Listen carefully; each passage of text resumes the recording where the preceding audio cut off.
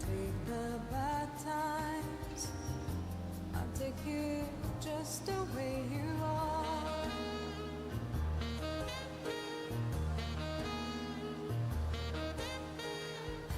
Don't go trying some new fashion. Don't change the color of your hair. You always have my unspoken passion, although I might not seem to care. I don't want clever conversation. I never want to get hard. I just want someone that I can talk to. I want you just the way you are.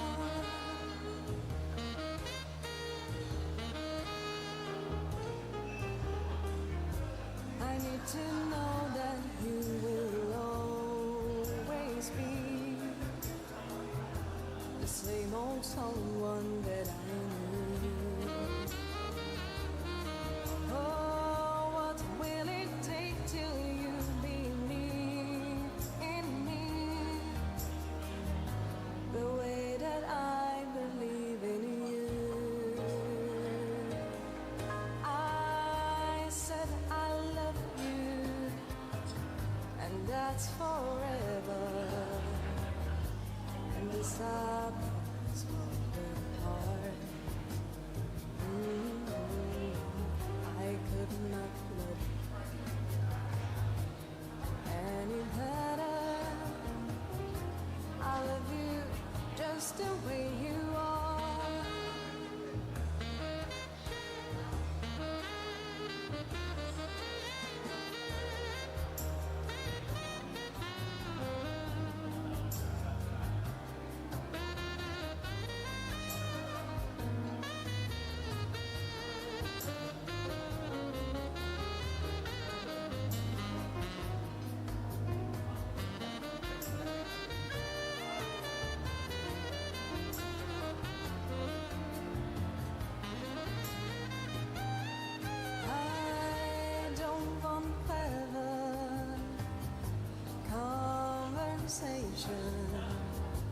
I never want to break that heart.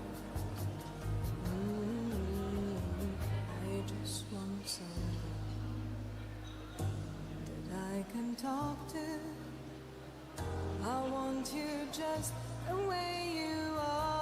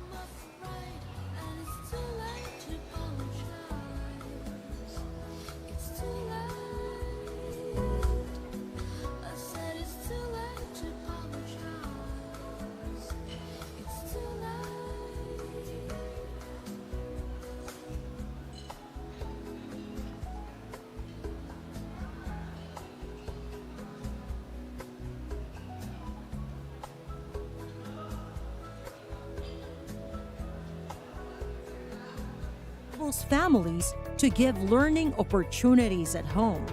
It also positively impacts children's well-being through leisure time. Malaking tulong sa amin dahil nakakapag-aral sa gabi yung mga apo ko. Ginagamit nila yun doon. Naman tablet ay di ginagamit ng mga anak, ng mga apo ko nung nagkakanta ng mga ABCD. Ito mga aking anak, ng high school, nagbubugid siya. At isa pa, dati kami puro matidilim. Ngayon po, talagang maliliwanag na gawa ng sonar. Kahit po magdamaga namin yung ilaw, wala po lubat. Tagal po kami nanonood. Minsan po hanggang alauna ng gabi. Opo, talagang wanto sawa po panonood pag gusto mo. In 𝐏𝐡𝐢𝐥𝐢𝐩𝐲𝐡 Camarines Sur, the absence of potable water means spending significant time on fetching water from deep wells. Students miss out on studying and socializing as they spend more time on collection of water for cooking, laundry, cleaning, and maintaining hygiene. To assist these households, the Department of Energy has taken initiatives to install solar-powered water systems in 10 communities, where women and children households take hours to bring home a pail of water. Hassle po sa oras kasi yung imbis po na nagmamadali po kami, mahihirapan pa po kami kasi yung nga po yung poso po namin mabigat. The lack of access to energy negatively impacts the quality of education students receive. It greatly reduces the teaching resources and classroom materials. This also translates to a lack of current and up-to-date information. In 𝐏𝐡𝐢𝐥𝐢𝐥𝐢, the quality of teaching and learning in schools have improved with the upgrading and rehabilitation of their 7-kilowatt micro hydro power plant. Nagagamit na namin yung mga recorded na audio-video namin and mas mabilis naman nila ma-catch yung lesson, maintindihan kasi more interactive ang lesson kapag may napapanood sila.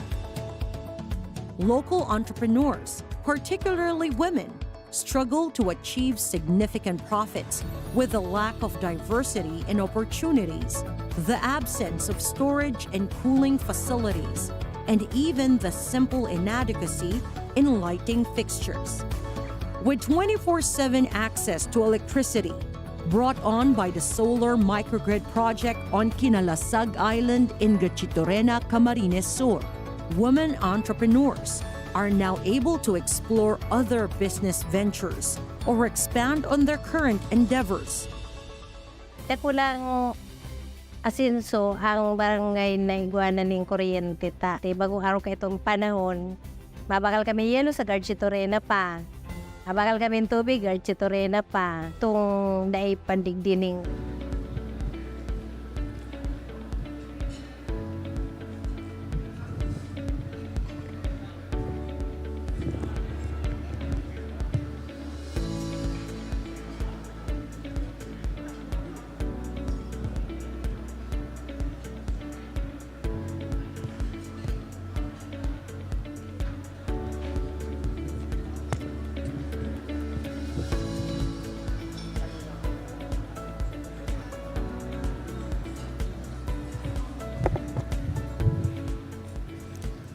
Hello and good afternoon to all our attendees. We would like to advise everyone to please settle down in their respective seats. The second half of today's forum will begin shortly.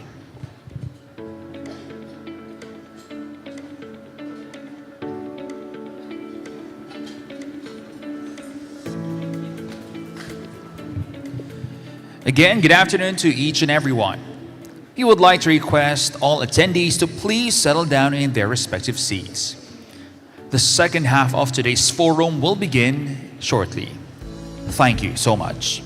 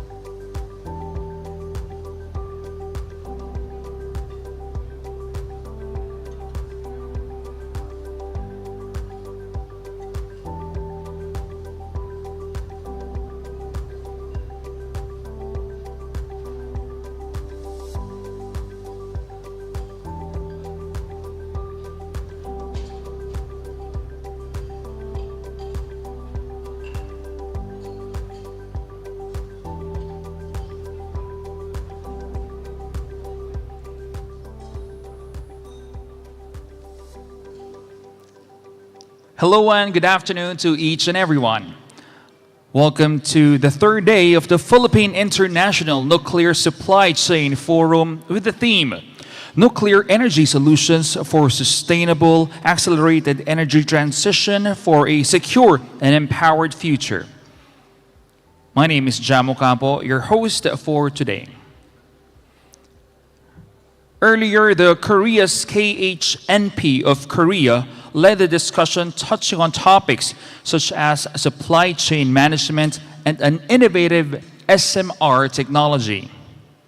For this afternoon session, it will be the Japanese delegation's turn to impart knowledge and experiences on nuclear energy.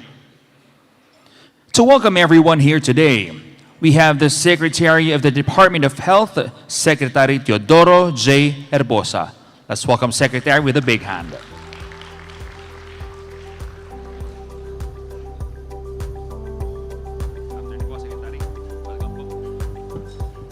Thank you very much, John, and let me recognize our dignitaries in the front.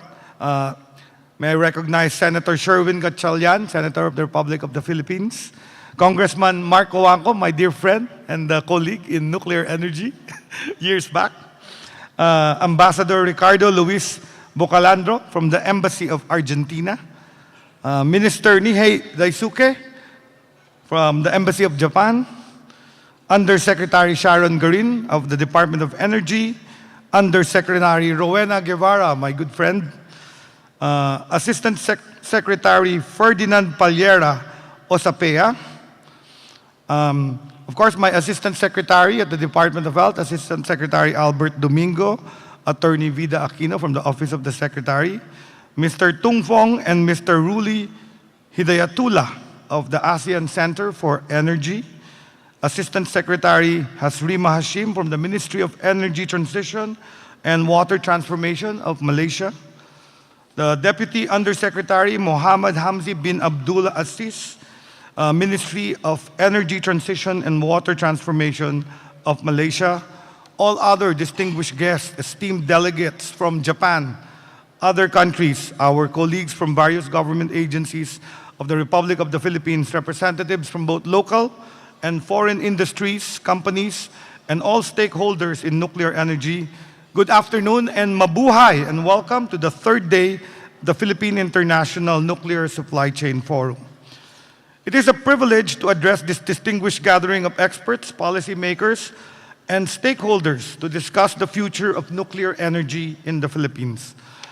I'd like to give a special welcome to our delegates from Japan.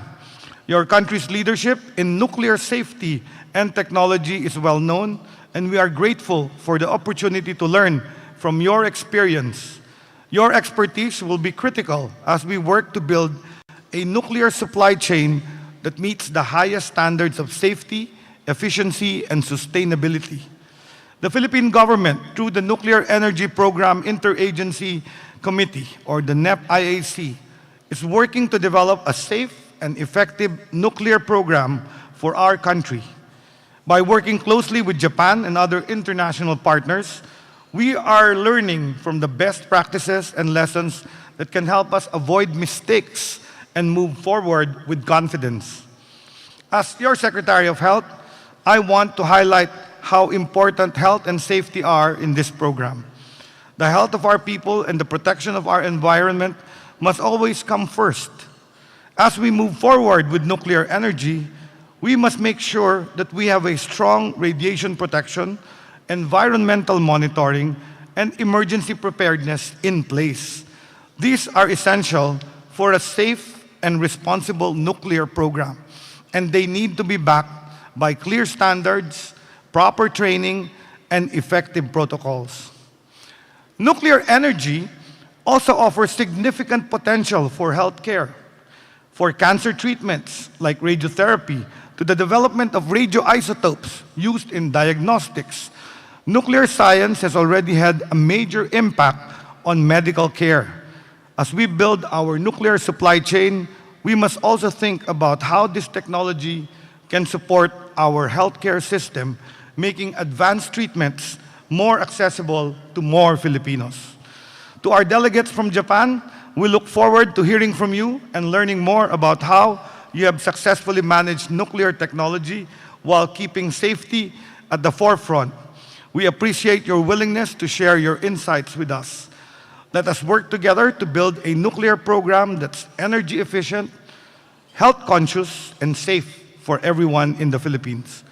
Our goal is to create a sustainable energy future that benefits the people, the economy, and the environment.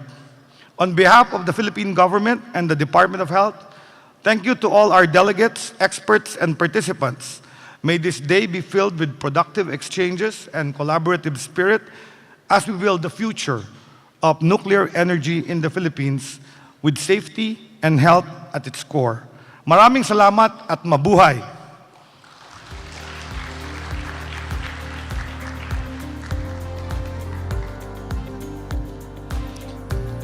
Thank you so much. Again, we just heard from Secretary Arbosa.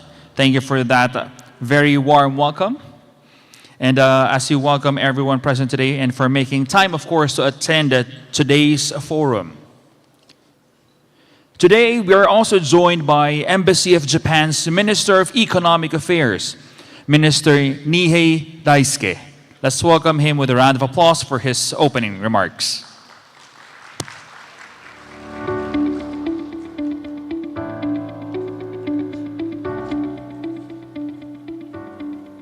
Honorable Teodoro Herbosa, Secretary of Department of Health, Honorable Senator Gatchalian, also Honorable Congressman 𝐏𝐡𝐢𝐥𝐢𝐥𝐢, officials from the government, friends from the business sector, distinguished guests and ladies and gentlemen, good afternoon, magandang hapon po sa inyong lahat. It is my great honor to be here to give you a few remarks to jumpstart this Japan's program at the first Philippine International Nuclear Supply Chain Forum.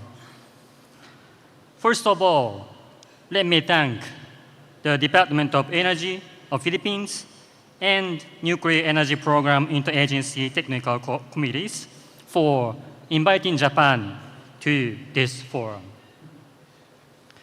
Their tireless effort in organizing and making this forum a success is very much appreciated. Thank you very much.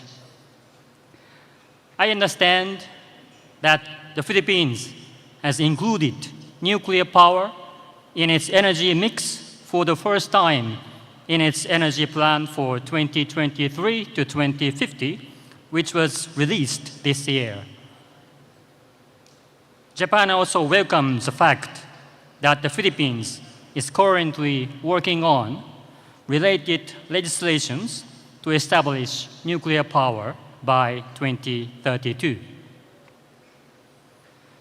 Japan has over 50 years of experience in nuclear power generation operation and has shared its know-how and technology with the Philippines by holding seminars, dispatching experts, and inviting related parties to Japan for technical study visits to Japan. As you are aware, it was unfortunate that Japan was confronted with the challenges brought about by the accident at TEPCO's Fukushima Daiichi nuclear power plant in 2011. In light of this Fukushima accident, it is important to take responsibility for improving safety in all aspects and constantly communicating with local communities without falling prey to safety myth. It is Japan's responsibility to share with the world not only its experience and technology in nuclear power generation, but also the lessons learned from this nuclear accident. In this way, and moving forward, we are keen on contributing to the improvement of nuclear safety around the world. Today, from Japan, we have here with us the Agency for Natural Resources of Energy in Japan, Japan's Ministry of Economic Trade and Industry, 𝐿IF International Cooperation Center, JICC, Japan Atomic Power Company, and Japan NUS Company, IHI Corporation, JGC Corporation, and Hitachi GE Nuclear Energy. From their presentations, we can grasp a lot about Japan's nuclear policy, lessons we learned from the Fukushima accident, and relevant Japanese technologies on nuclear. I hope today's Japan session will help the Philippines to introduce nuclear power plant in this country. And more so, I hope that the session will shed more light on improving nuclear safety around the world. Wishing you a fruitful round of discussion today. Thank you very much. Maraming salamat po at mabuhay kayong lahat. Thank you very much.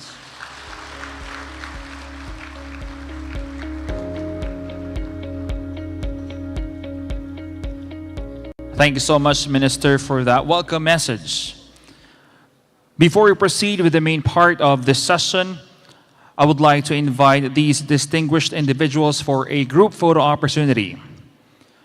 Yusek Sharon Garin, DOEH Secretary Erbosa, Minister of Economic Affairs, Embassy of Japan, Minister Daisuke, Senator Sherwin Gatchalian, DOE USEC Rowena Cristina Guevara, and Congressman Marco Wangco, the names that I mentioned. Please join me here in front for a group photo opportunity.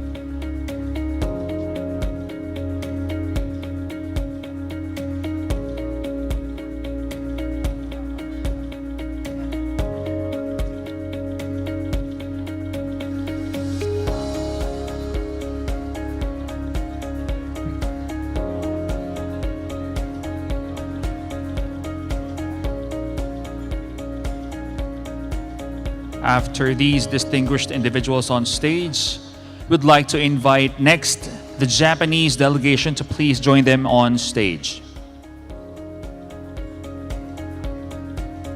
Please stay, ma'ams and sirs.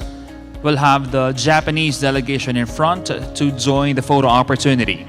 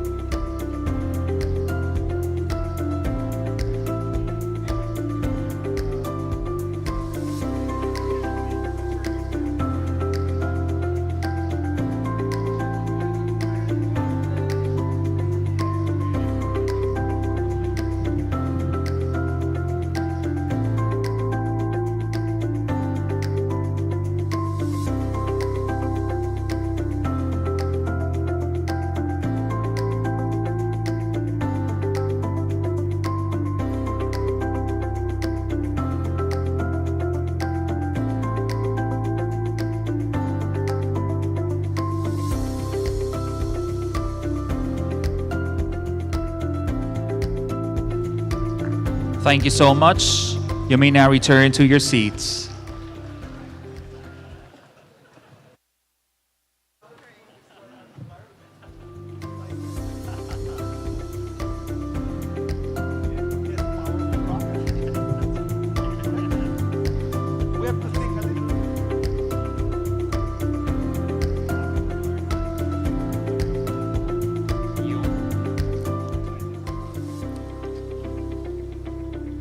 Thank you, everyone.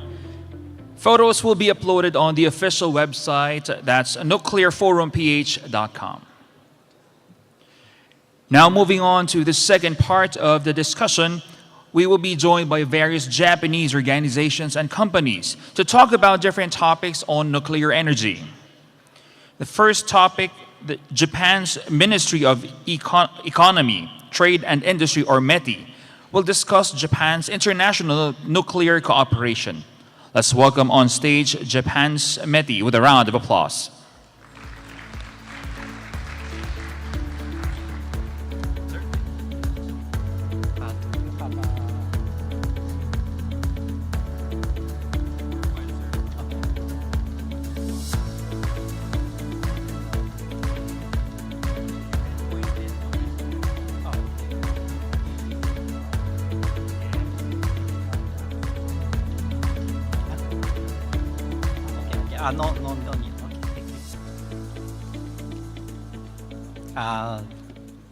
Secretary Herbosa, distinguished guests, ladies and gentlemen, good afternoon. Magandang araw. Ang pangalan ko ay Ishibashi. Thank you. My name is Ishibashi from Ministry of Economy, Trade and Industry of Japan.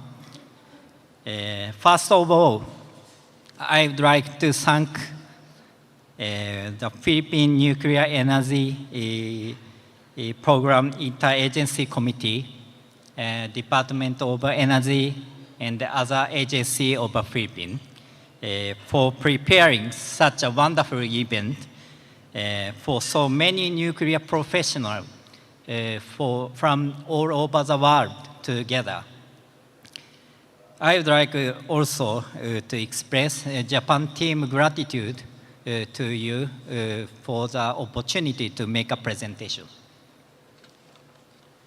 Today, I am participating in this forum with other experts in the nuclear field from Japan. We are covering various areas of the nuclear sectors. Let me introduce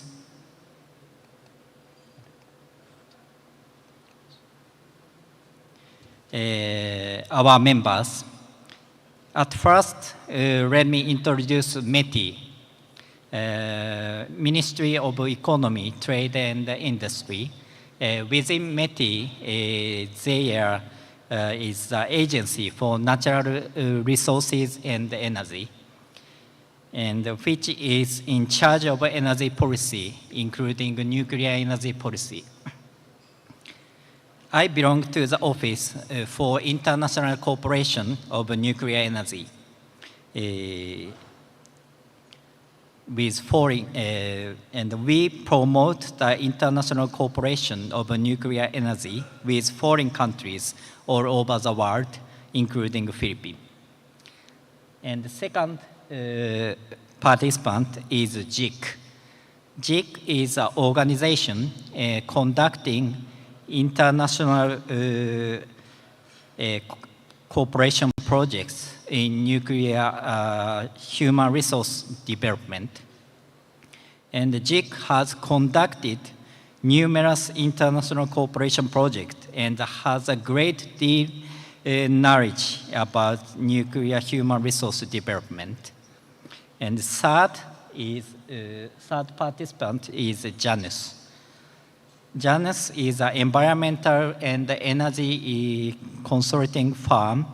They have expertise in the nuclear supply chain in Japan. Janus has a detailed knowledge of the Japanese companies composing of nuclear supply chain too. And fourth participants are 𝐏𝐡𝐢𝐥𝐢𝐩𝐲 and 𝐏𝐡𝐢𝐥𝐢𝐥𝐠. They are Japanese manufacturers and EPC providers involved in the development of and deployment of large-scale reactor projects or SMR projects. 𝐼HI and 𝐽𝐻C are working with NewScale. NewScale is a US company, and they are developing and deploying SMR projects. And Hitachi and GE are also developing and deploying another SMR project named called BWRX-300. And the fifth participant, Japan Atomic Power Company, JAPC. JAPC is a utility with experience of the construction and operation of the nuclear power plants. They can provide feasibility study and project management, construction management, and other services such as technical assistance. Today, Japan team would like to present Japan's nuclear energy technologies, knowledge, and support to the Philippines. Philippines is promoting the introduction of nuclear energy, so we hope the people of the Philippines will know Japan's key players and the technologies in the nuclear field. And we hope deepen discussion on future cooperation between the Philippines and Japan and in the nuclear sector. In my presentation, I would like to introduce Japan's nuclear energy policy, especially the international cooperation part, followed by a detailed explanation from each of the experts. This slide shows Japan's experience in nuclear energy. Japan has built and operated 57 commercial nuclear power plants.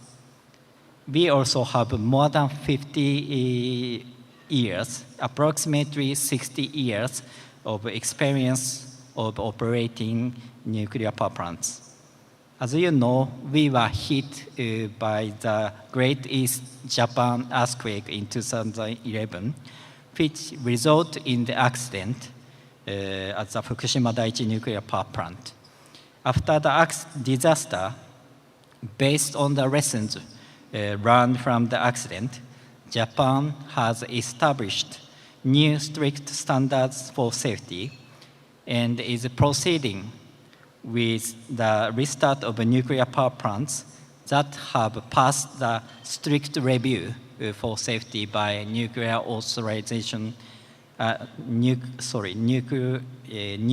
Regulation Authority. I believe the high level of nuclear safety knowledge and the technologies Japan has accumulated will be great help to the Philippines, because Philippines is a country prone to natural disaster like Japan. Regarding Japan's experience nuclear power plant construction and operation, JAPC will give a detailed presentation later.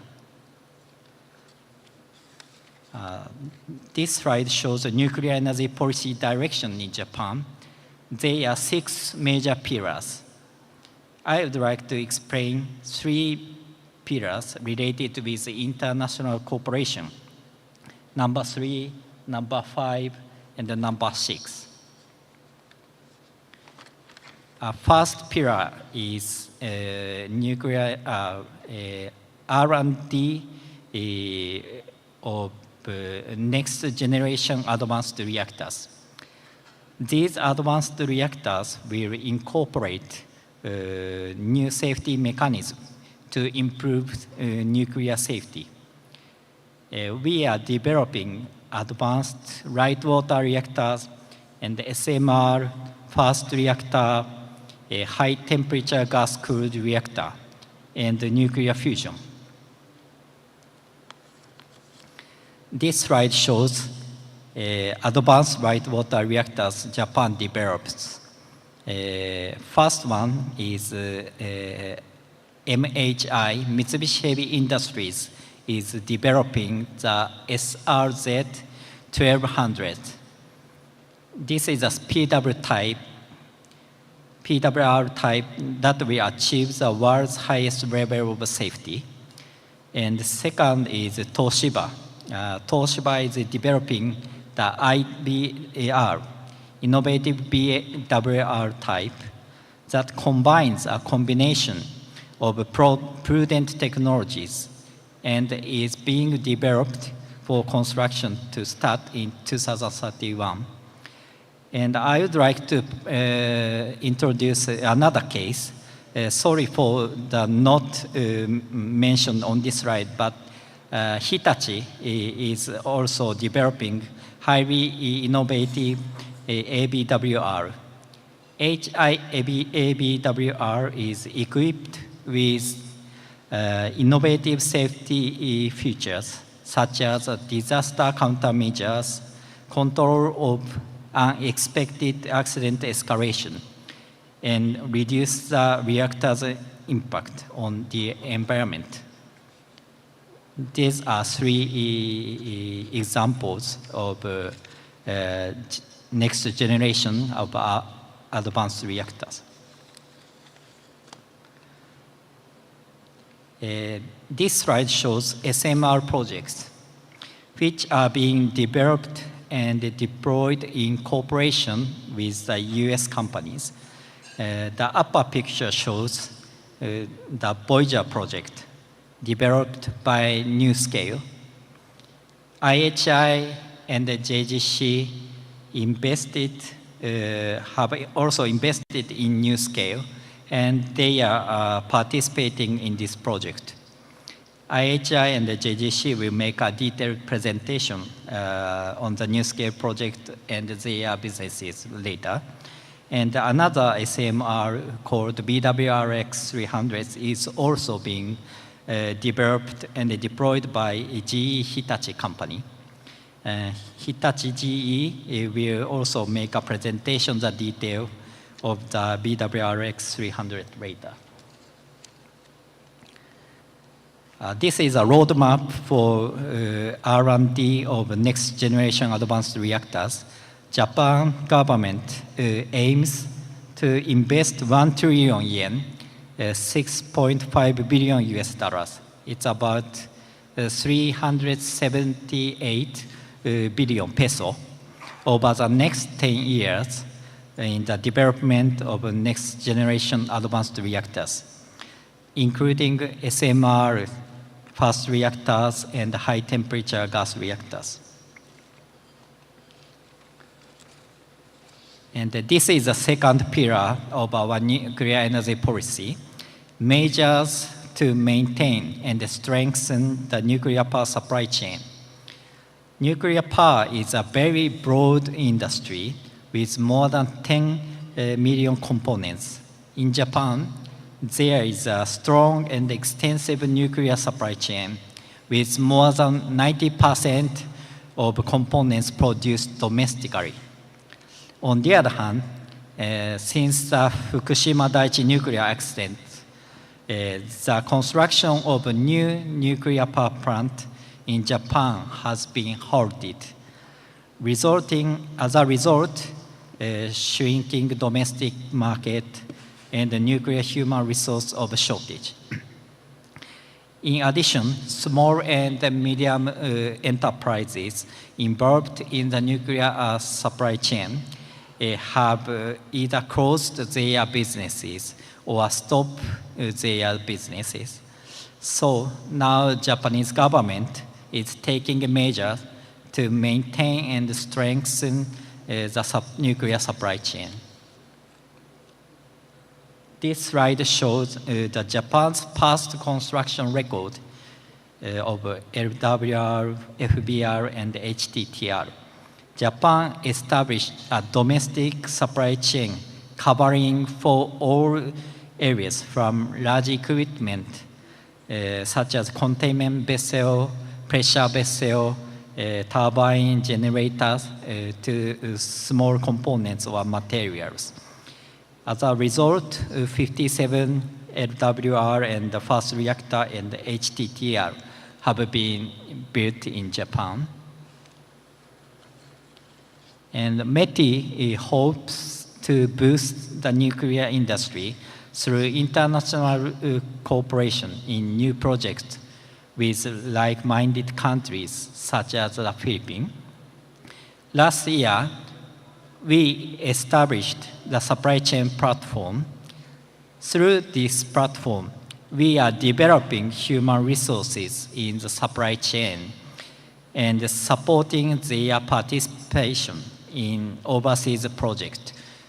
Through this policy support, we hope to contribute to not only the development of the nuclear supply chain of Japan, but also the development of nuclear supply chain of foreign countries. We are creating a map of what companies are in the supply chain of nuclear energy in Japan. This is a supply chain map. We are also conducting supply chain missions to communicate with nuclear companies in other countries. Details of these supply chain maintenance and enhancement efforts will be presented later by Janus. And the third pillar is contributing to the international nuclear issues of our nuclear policy. Japan promotes R&D projects of next generation advanced reactor through strategic collaboration with like-minded countries such as the US and UK and France. Specifically in terms of SMR R&D, United States and Japan are working together. And in terms of fast reactor, Japan and the US, and also France and Japan are working together. In terms of HTGR, UK and Japan are also working together. At COP28 last year, now COP29 is held in Azerbaijan, but last year at COP28, the important role of nuclear energy in achieving carbon neutrality was recognized at the first time on COP. And the declaration was made to triple the world's nuclear power generation capacity by 2050 compared to 2020 levels. 25 countries endorsed this declaration, including Japan. In the Philippines, in relation to the Philippines and Japan agreed to launch 𝐒𝐡𝐢𝐥 Japan-Philippines High-Level Coordination Dialogue in April of this year as a framework to promote decarbonization efforts. And regarding nuclear energy cooperation, a trilateral summit meeting between Japan, Philippines, and the US was held in April of this year, and the joint statement issued at the meeting that called for expanding the trilateral nuclear energy capacity building cooperation for security and safety. Based on this statement, Japan and the US organized the tour of Japan for nuclear experts and policymakers of the Philippines on this June. In this way, Japan is working with the US to promote capacity building cooperation for nuclear human resources in the Philippines. And Japanese government promotes capacity building activity about nuclear human resources for foreign countries through 𝐏𝐡𝐢𝐥 activities. Since 𝐏𝐡𝐢𝐥's establishment in 2009, 𝐏𝐡𝐢𝐥 has conducted many seminars and invited many participants from all over the world. In the year 2009 to 2023, 𝐏𝐡𝐢𝐥 has held 150 seminars and invited a cumulative total of more than 1,800 participants. 𝐏𝐡𝐢𝐥 will make a presentation on the details of such cooperation later. In the end, I believe Japan's technologies, know-how, and support tools will be a big helpful for the Philippines as it moves forward with the introduction of nuclear power. Japan can cooperate in a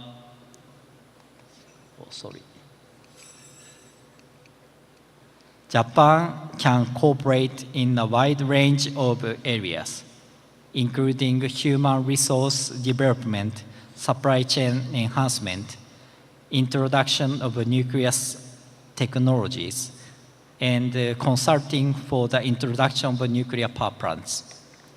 Japan has a long track record of cooperation with the Philippines, particularly in the area of the nuclear energy field. As friendly countries in the same Asian region, we hope the Philippines and Japan will promote cooperation in the nuclear field. Japan is also cooperating with the United States in the capacity building cooperation at the SMR project. So we can cooperate with the Philippines from the perspective as well. We hope our presentation today will be useful for the introduction of nuclear energy in the Philippines. Thank you so much for your attention. Maraming salamat po.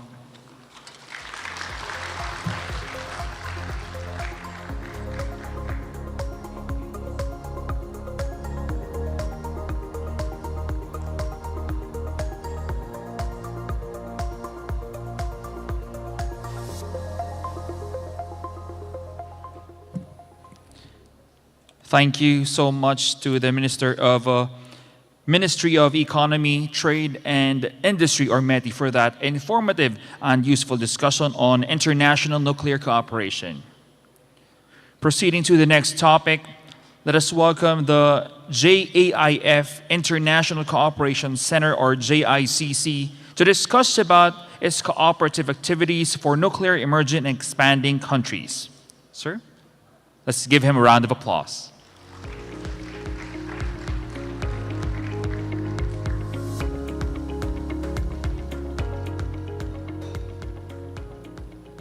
Good afternoon. My name is Takashi Hara. So I would like to introduce 𝐏𝐡𝐢𝐥's activities in detail. 𝐏𝐡𝐢𝐥 stands for JAIF International Cooperation Center. As Mr. Ishibashi mentioned, so it was established in 2009 to support and cooperate nuclear emerging and expanding countries.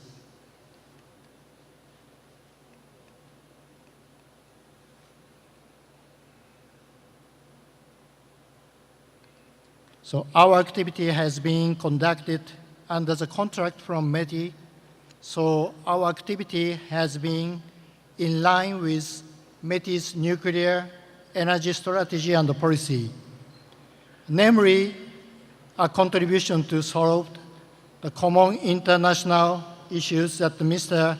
Ishibashi mentioned just now, to cooperate and support nuclear emergency and expanding country by one-stop and tailor-made service 𝐏𝐡𝐢𝐥 has collaborated with government, academic, and industry all across Japan.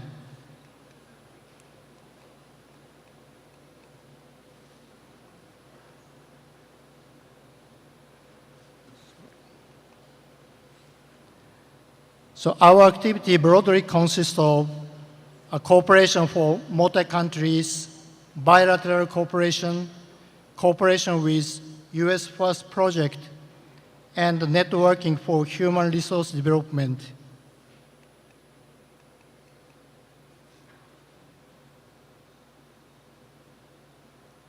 So this slide shows the history of activities with IAEA. 𝐏IC and other Japanese organizations have organized many courses and schools of which are cooperated with IAEA since 2012.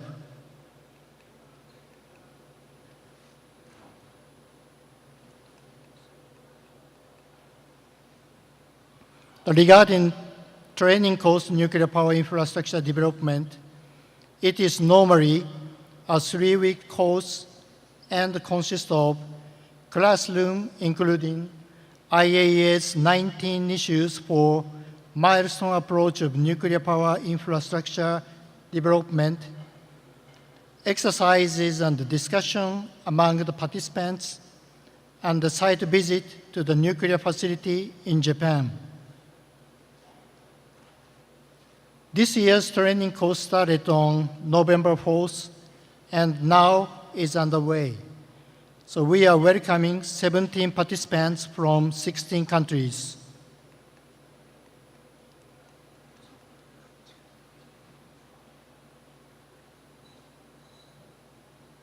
So regarding the third course, it is based on IAEA training course on systematic approach for nuclear facility personnel. This course included integrated lecture of CERT by IAEA and Japanese experts and visit several training facilities in Japan. So industrial involvement course was held in October last year, of which include the strategy and working scheme on involving national industries and local suppliers. So there were 6 courses from the IAEA and 3 courses from Japan. The Japan IAEA Nuclear Emergency Energy Management School, which is called NEMS for short, has been held 1 time per year since 2012. This school has been co-organized by Tokyo University, JAEA, Japan Atomic Energy Agency, JIFE, Japan Atomic Industrial Forum, and 𝐶IC, and incorporated with IAEA. It aims to introduce young professionals to leadership and managerial competency, of which are needed to run a nuclear power program successfully.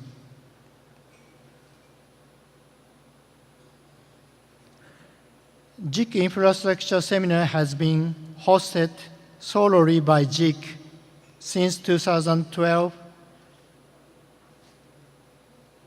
to mainly incorporate our lessons learned from the Fukushima Daiichi accident into infrastructure development in nuclear emerging and expanding countries.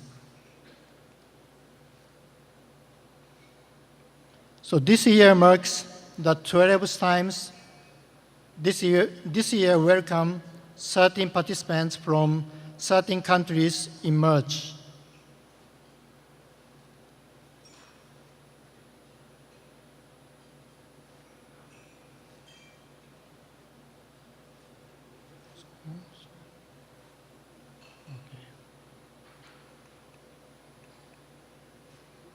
The second is bilateral cooperation. So in this case, we can customize the program according to the needs of each emerging and expanding countries. 𝐏𝐡𝐢𝐥 has invited many emerging and expanding countries to hold original seminars along with Japanese organizations based on their needs. These pictures are examples held last year and this year.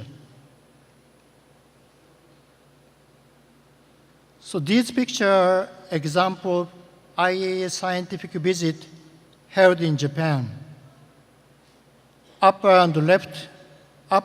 and lower left pictures show that delegation of the Philippines visited radioactive waste facility in Japan last year. So 𝐏𝐡𝐢𝐥 has also invited Japan from many emerging and expanding countries. During their stay in Japan, 𝐏𝐡𝐢𝐥 has arranged to visit several nuclear-related facilities and discuss with Japanese organizations based on their needs.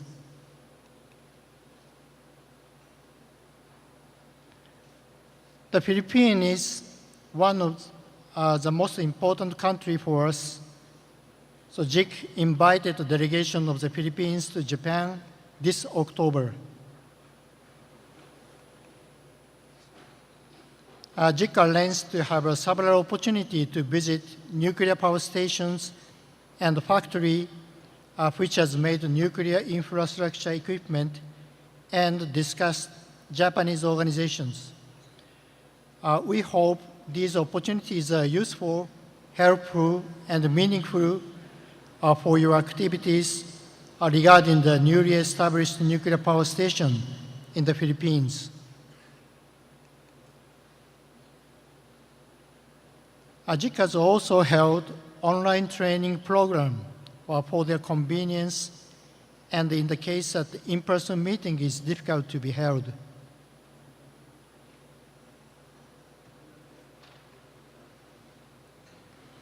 And since last year, 𝐏𝐡𝐢𝐥 has participated in U.S. FIRST program.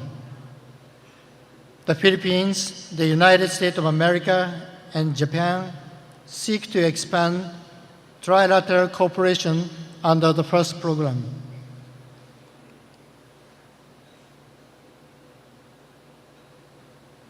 I'll move on to the next one. I'd like to introduce Japan Nuclear Human Resource Development Network.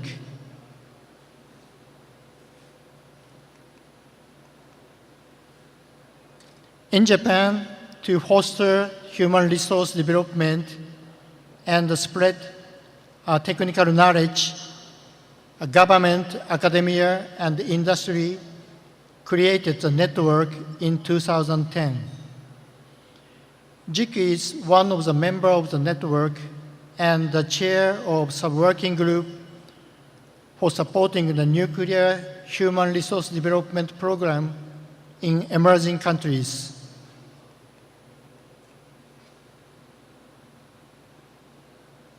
The sub-working group has published and updated a booklet for supporting nuclear human resource development program in emerging countries.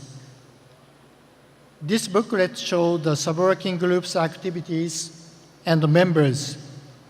So you can obtain the latest one published this year from this website.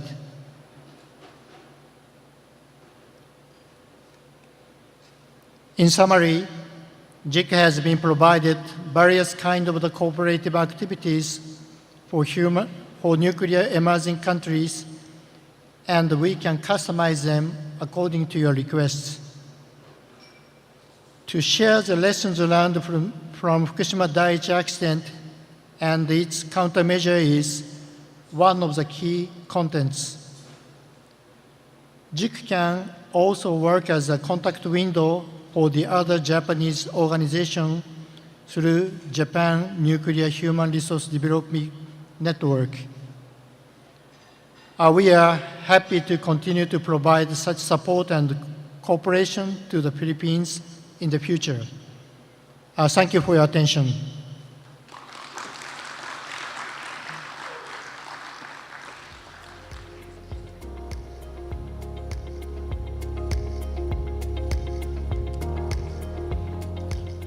Thank you so much to JIC or JICC for sharing your cooperative activities.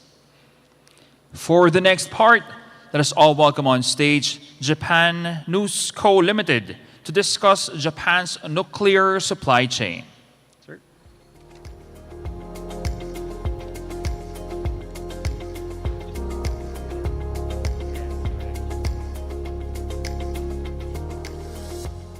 Okay, hello everyone.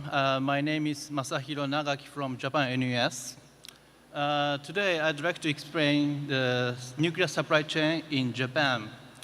As Mr. Ishibashi mentioned earlier, as part of Japanese nuclear policy, we try to maintain and strengthen the nuclear supply chain. So before going to the main topic, let me briefly explain our company. JANUS, or Japan NUS, is the technology-oriented consulting company focusing on the environment and energy issues, especially in the field of nuclear. We work on nuclear regulation, radiation protection, and nuclear policy, and nuclear supply chain. And this time, with a contract with METI, we support nuclear suppliers in Japan.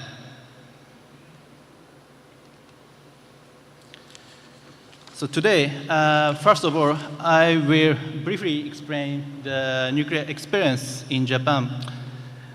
Then, moving to the topic of nuclear supply chain, actually what we do to support suppliers in Japan with the framework of Nuclear Supply Chain Platform, or NSCP. Then I will cover what actually we do with the framework of NSCP.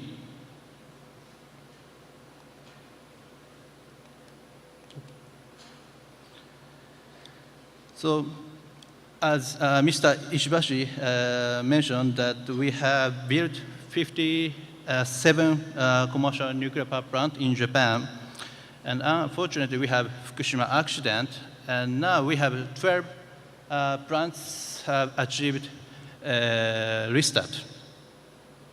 But we have history of nuclear technology since 1950s. With that record of history, we have wide range of nuclear supply chain, starting from like a large component like pressure vessel, turbine, to small equipment like pumps and valves. So here on the bottom, you will see what we produce in Japan, like feed water pump, RPV head, turbine, and safety relief valves. So in total, over 90% of our equipment are produced and procured in Japan. So I think we can say we have own ecosystem for our nuclear industry in Japan.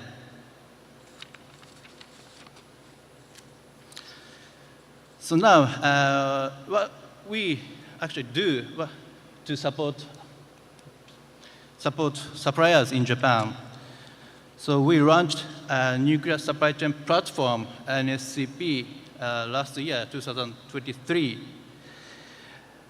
to approach and strengthen nuclear suppliers in Japan. METI and their local office work together to identify issues that suppliers have and provide or implement detailed support for them, including human resource, supply disruption countermeasures, and participation in overseas projects. So here you see companies joining NSCP. I hope you know some of companies showing here. But as of now, over 170 companies have joined the platform. But it's still only a portion of company, nuclear supplier in Japan. So we hope more and more companies will join the platform in the future.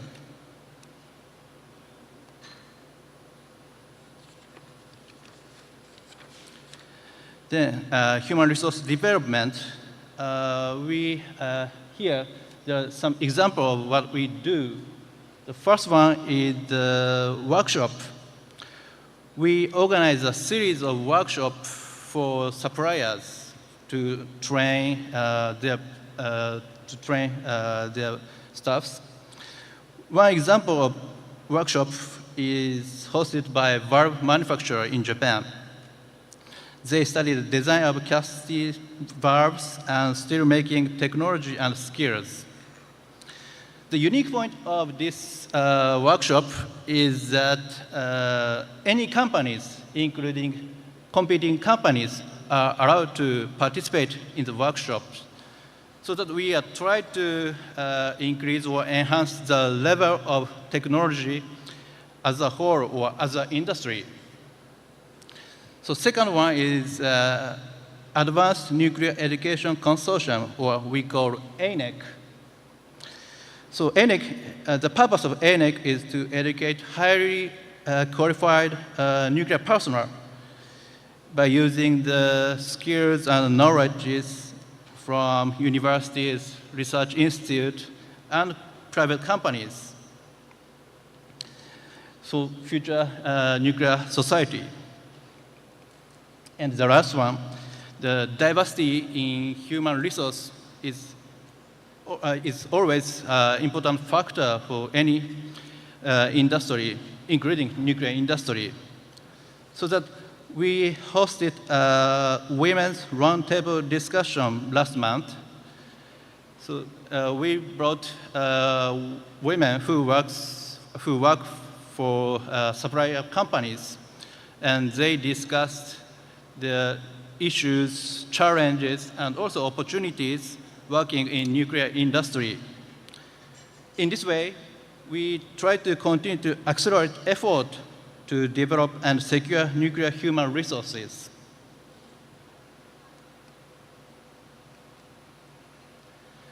Supply disruption countermeasures. Now, there are three examples showing here. The first one is an initiative by a valve actuator company called Nippon Gear from Japan. Actually, they have a motor suppliers before. They used to have motor suppliers, but they stopped production. So that's why they have to find alternative suppliers. So they utilize a grant from METI and verify alternative motor suppliers. And they also created a procedure manual using 3D data. So in this way, they achieved stable supply of equipment and also human resource development with regard to the producing valve actuator. The second one is initiative by valve makers. TVE, Japanese valve maker, verified the technological transition from conventional wooden molds to foam molds for valve production. It's also utilizing grants from METI. So the effort will be leading to the significant cost reduction. We'll see. And the final one is initiative related to commercial grade dedication. We call it the CGD. CGD is a way to utilize commercial grade item for as a nuclear parts. So we developed guidelines for CGD with the support from METI. So using the guideline, we think we can reduce the burden on strict nuclear quality requirement for like a small or medium-sized company.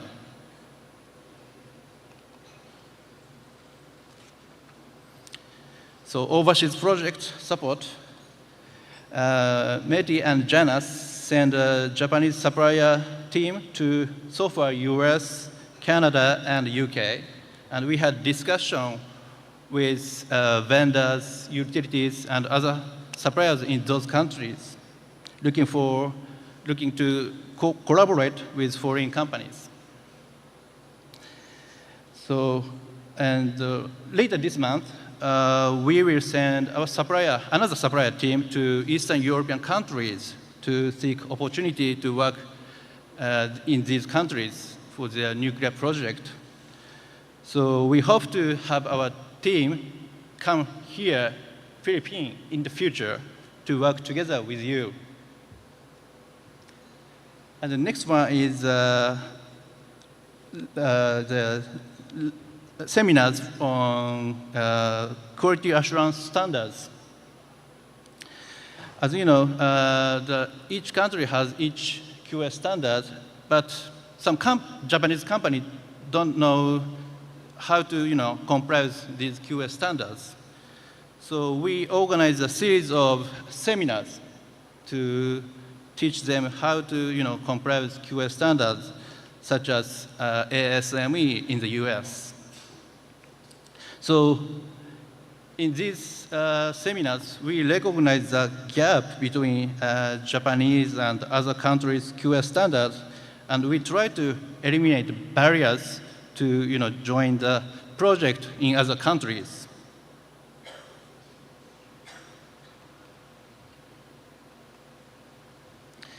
Nuclear Supply Chain Symposium, in the establishment of NSCP, we hosted the symposium last year for the first time. And the second symposium this year in March.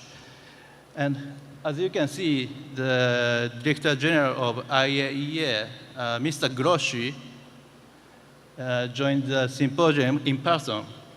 And he pointed out that having strong and reliable supply chain is a key factor to have a healthy nuclear program. So we learned a lot from him. And actually, next March, we will have third symposium back in Tokyo.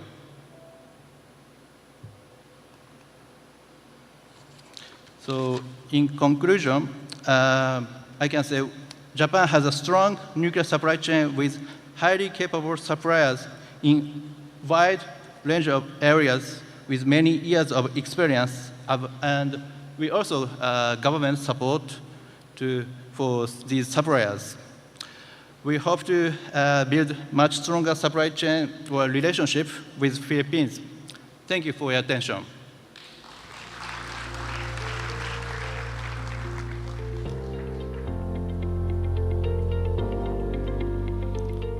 Welcome and thank you to Janice for giving us insights on Japan's nuclear supply chain. At this point, let us welcome IHI Corporation and JGC Corporation to discuss SMRs and the NuScale project.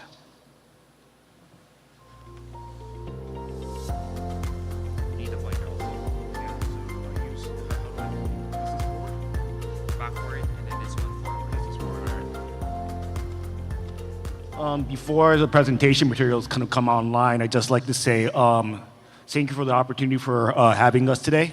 This is going to be a two-part presentation. First, IHI Corporation will give a presentation, followed by JGC Corporation. I'd usually like to start diving into the SMR technologies, but since I am pretty sure that Philippines is unfamiliar with IHI, I'd like to take a few slides to introduce what IHI does.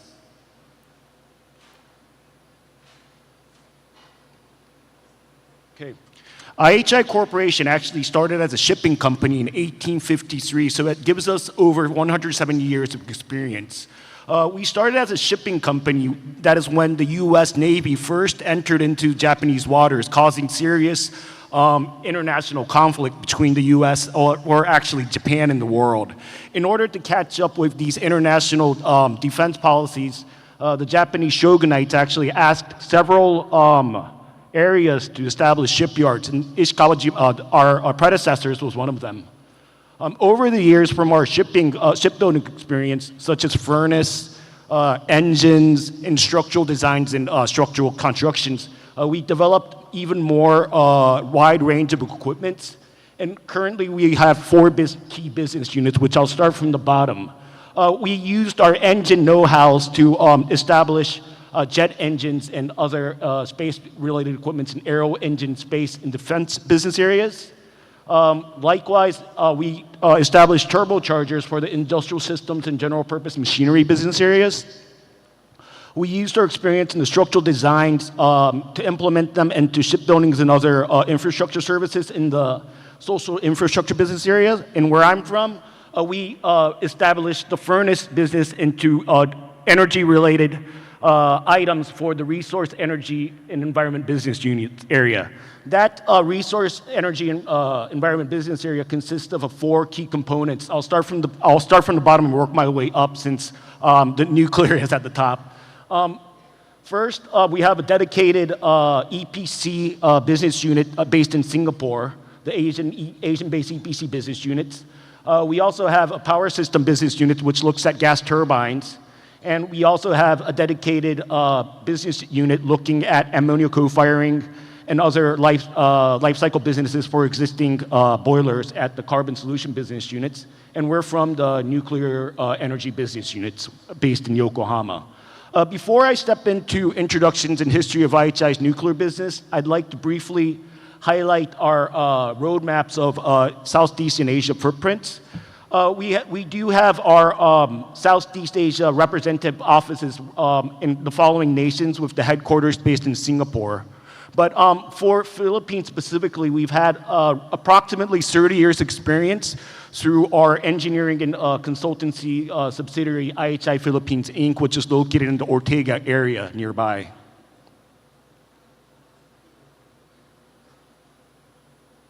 Okay, I'm not going to go into much details because it's very word-driven, but I'd just like to highlight a certain few points about IHI's milestones for nuclear businesses. We started the nuclear business in 1955, so that more or less goes in line with the history of nuclear business in the country of Japan. We delivered the very first reactor pressure vessels for the Fukushima Unit 1. And then in 1973, we were the very first Japanese company to be certified by the ASME N and MPT stamps. Up until 1996, we were providing nuclear components for boiling water reactors and advanced boiling water reactors. But in 2006, we invested directly to Westinghouse and entered into the pressurized water reactor business as well. So our experience gives us a distinct, gives us the rare company to be able to provide various types of reactors worldwide. So as I explained in the highlights at the point below, but these are some of our product and service lineups. I'll start from the top and work my way around clockwise, but we do supply key nuclear components to, as I said, not only the ABWR, BWR types in Japan, but also for the PWR types. So that ranges from reactor pressure vessels and primary containment vessels to containment vessels and structural modules. The PWR reactors, vessels and modules I'll explain in the following slide. As my other colleagues explained, there has been a stop in large-scale nuclear new build power projects since 2011 due to the Fukushima earthquakes. But since then, we have concentrated our resources to strengthen the actual existing nuclear power plants through the operation and maintenance services, and also decontainment and decommissioning of Fukushima Daiichi power plant in Fukushima, and also through the experience we gained in the previous two that I explained, using remote experience for the nuclear fuel cycle power plants.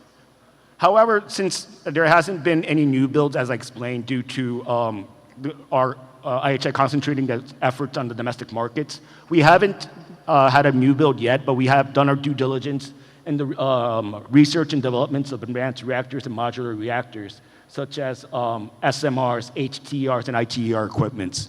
I'll get into more details about the NuScale equipments in the following slides.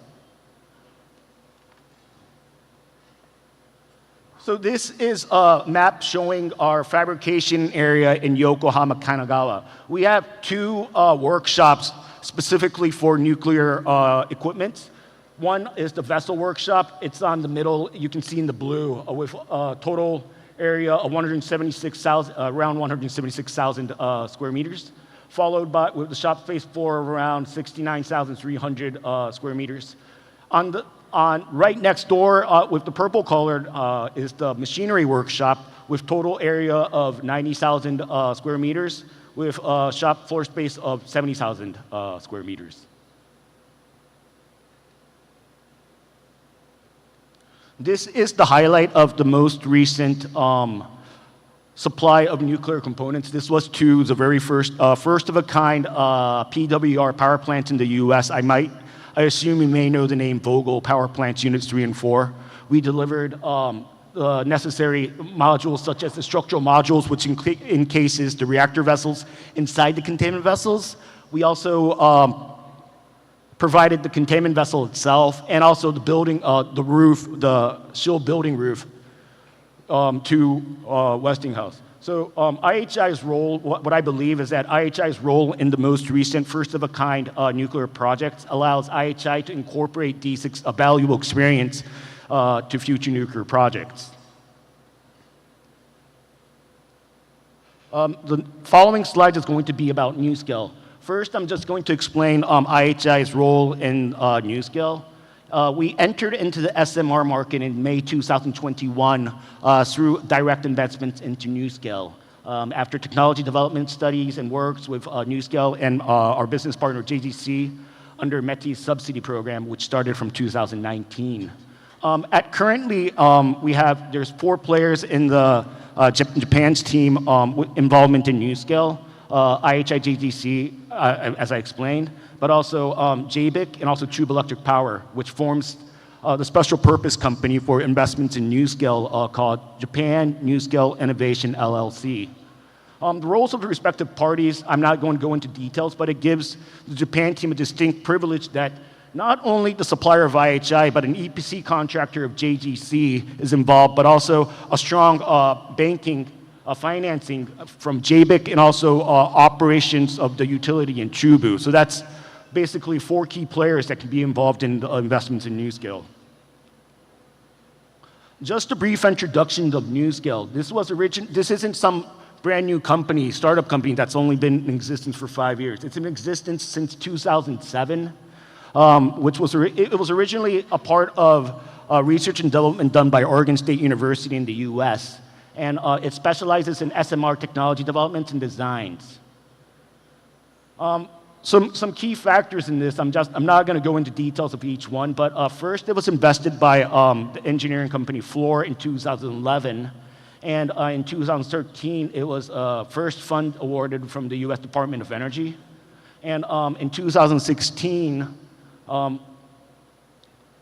the design review applied with US NRC, which was in 2029 design certified by the NRC and completed the standard designs, which means that at this moment, NuScale SMR technology is the one and only SMR technology that's been approved by a regulatory committee at this moment.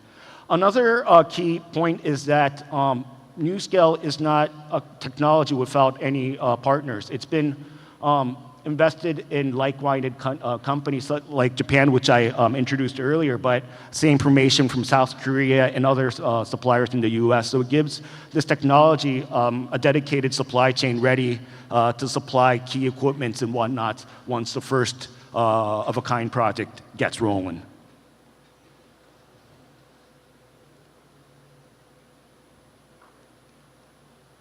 So the next 2 to 3 slides is about the features of NuScale SMR, which is called the Voyager. I'll call it Voyager from now on.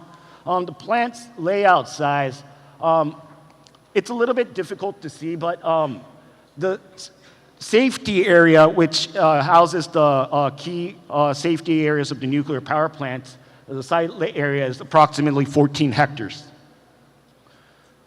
In the middle, there's the nuclear building. As you can see in the reactor building cross-section, it encloses a pool with each independent reactor modules of 23 meters in height and 4.5 meters in length, which each independently generates 77 megawatts each of electricity. The key point is that unlike the conventional power plant, which has large containment vessels and pressurizing steam generators inside for up to 1,000 megawatts, this 23 meters in height independent reactor modules each encases its own pressurizing steam generators in order to independently generate electricity. Some features and merits because of that, I'll explain in the following slide. I just wanted to explain the basic features of the Voyager in this slide. So the features of the Voyager Voyager is that because it's independent, it each consists of 77 megawatt each independent reactor modules, it gives flexibility in terms of generational outputs. I'll explain in the next one or two slides, but the Voyager configuration at this moment is of 4, 6, or 12 reactor modules in each unit. So as I said, 77 megawatts each for a maximum output of 12, which more or less equals a large-scale nuclear power plant. The 4 configurations will be set at anywhere around 308 megawatts, so that in turn may be suitable for replacement for coal-fired power plants. The operation cycle is from 24 months operation or 18 months, depending on the configurations of the reactor modules. And the plant design life itself is 60 years. Now, the feature is that this new scale Voyager is not a new technology. That's why the NRC was very quick in giving its design approval. It's of a light water reactor type, and it's already readily available for use in various platforms. Now, each independent modules are not going to be fabricated at site. It's all going to be seamlessly produced at a factory and be shipped as a single unit, which in terms of a first-of-a-kind project, it's going to take a little bit of time, but after the second or third project, I believe that it'll give a distinct advantage of repeatable factory production, which mitigates risk for on-site constructions. As I said, the Voyager consists anywhere from 4, 6 to 12 reactor modules, so it gives flexible plant configuration size, and it can be installed in various areas depending on requirements.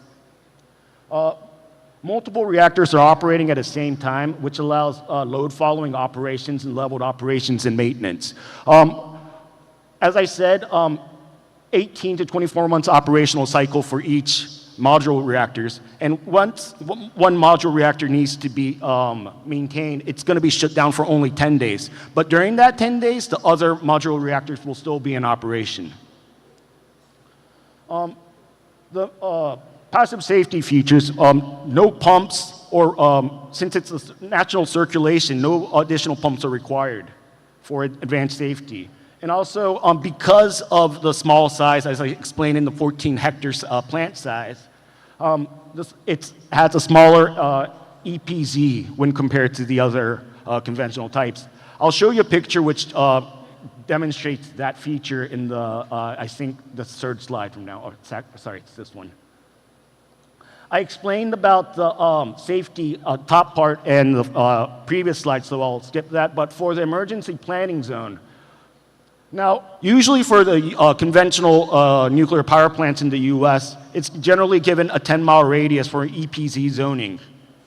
But NuScale's design, which was design approved by the NRC, gives a radius of approximately 0.2 kilometers. Miles and kilometers are not the same, I understand, but you can see from that the white of the 10-mile radius and that red dot of the SMR radius is very, very smaller, if you can see.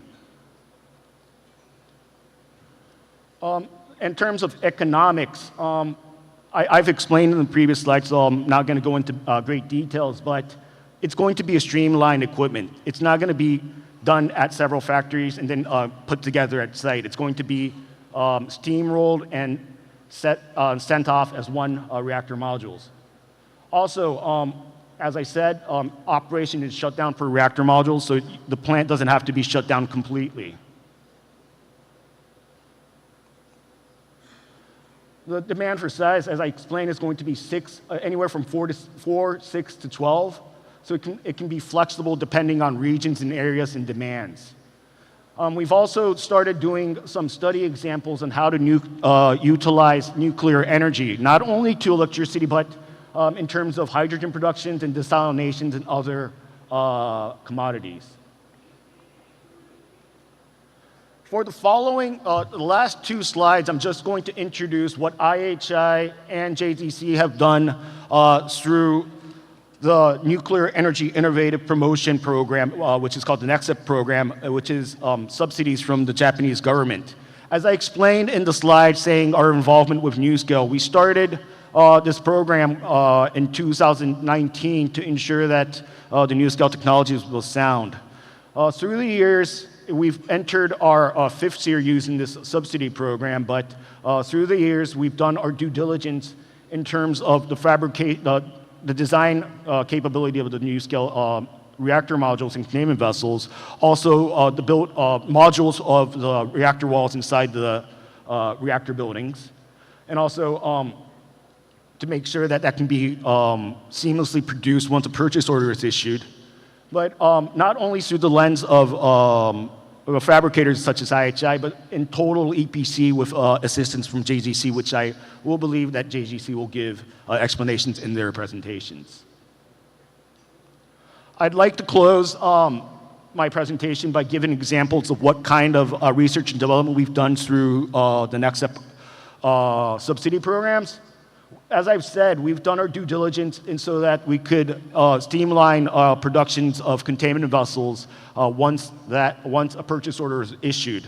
What's usually a problem occurs with new technologies is, even though the design itself is pretty straightforward, it's not seen through the eyes of the fabricators or the constructors. So through the eyes of the fabricators and equipment supplier, took a look at the NuScale original drawings to make sure that there are no questions about how to produce or fabricate the equipment once from the designs.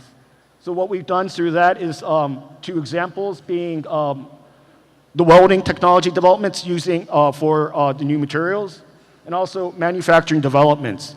This year we started doing the final mock-ups of the containment vessels using the actual forging materials that's going to be used for the containment vessels.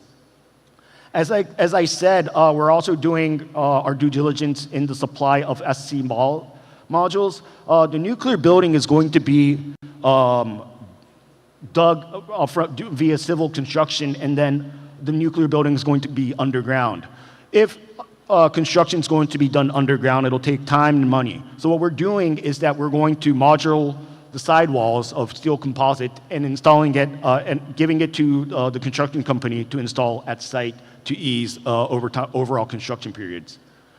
So in order for us to seamlessly start producing these SC walls once the purchase order is issued, we've done engineering based upon constructability, because these SC walls are going to be shipped in panels. And that panel, just like a jigsaw puzzle, is going to be aligned at site by the construction company.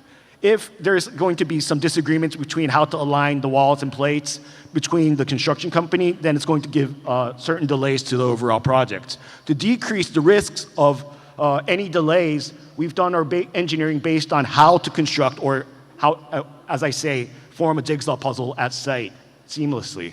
Now, as I said, since these SC walls are going to be buried underground, we've also done some seismic analysis using information given from our high seismic data from Japanese companies.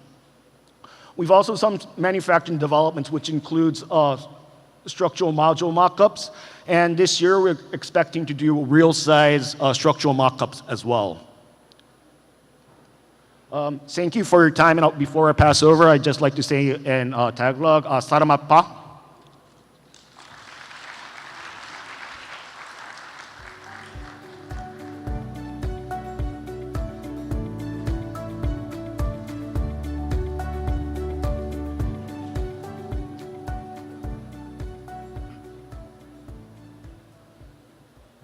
The material being prepared.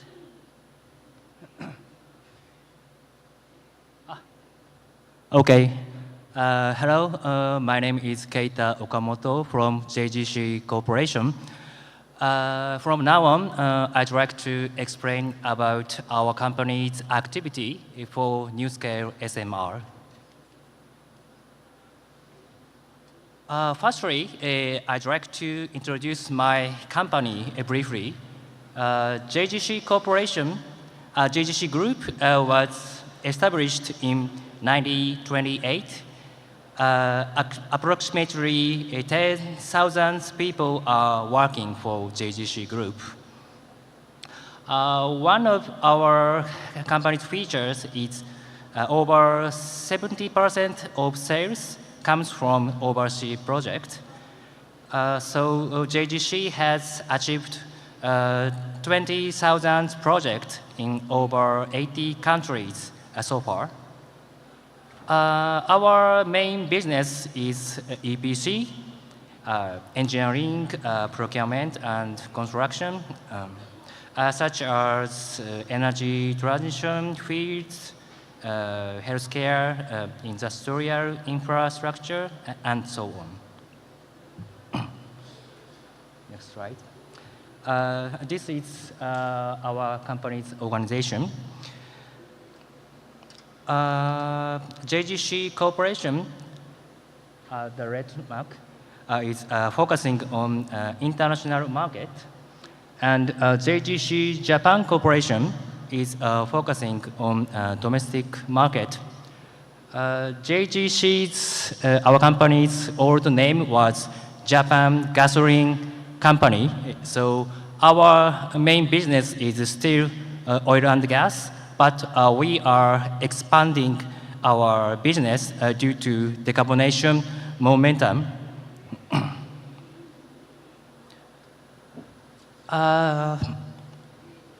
Sorry.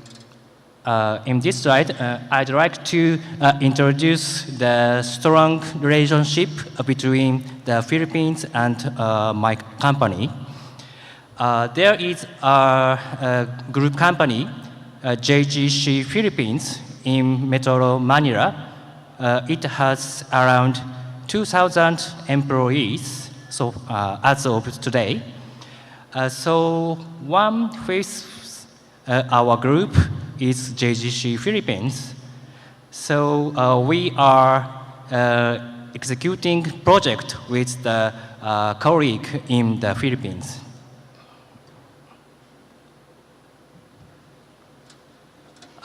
This is our major experiences in the Philippines. 𝐏𝐡𝐢𝐥𝐢𝐲 conducted many EPC projects such as renewable energy plants, chemical plants, oil and gas plants, and so on in the Philippines.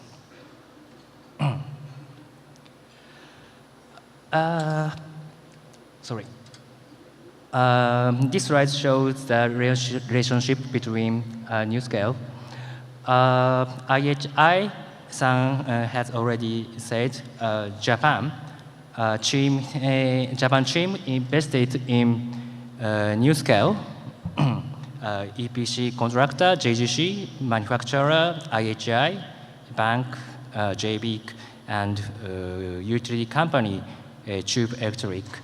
So NuScale is a technology provider. They cannot construct SMR by itself. They need partners like us. So we a Japanese team are teaming up for realizing NuScale SMR as strategic partners.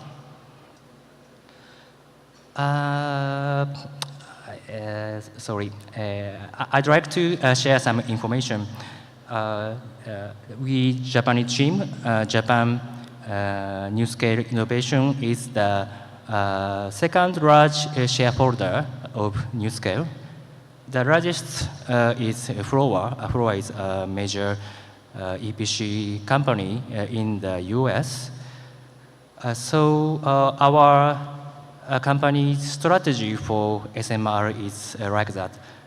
Firstly, 𝐏𝐡𝐢𝐥𝐢𝐩 Corporation collaborate with Fluor and execute SMR project in the US and develop our capability for nuclear power plant EPC.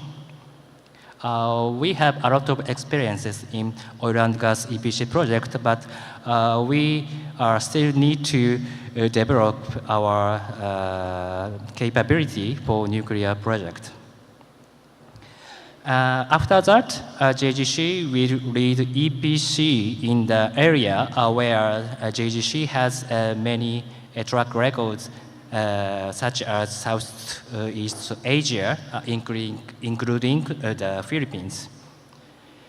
And Japanese government is very supportive to us. I'd like to explain about that later. I said our main business is oil and gas, but we have over 50 years experiences in nuclear field. Right side pictures are some actual EPC project. 𝐏𝐡𝐢𝐥𝐢 has strengths,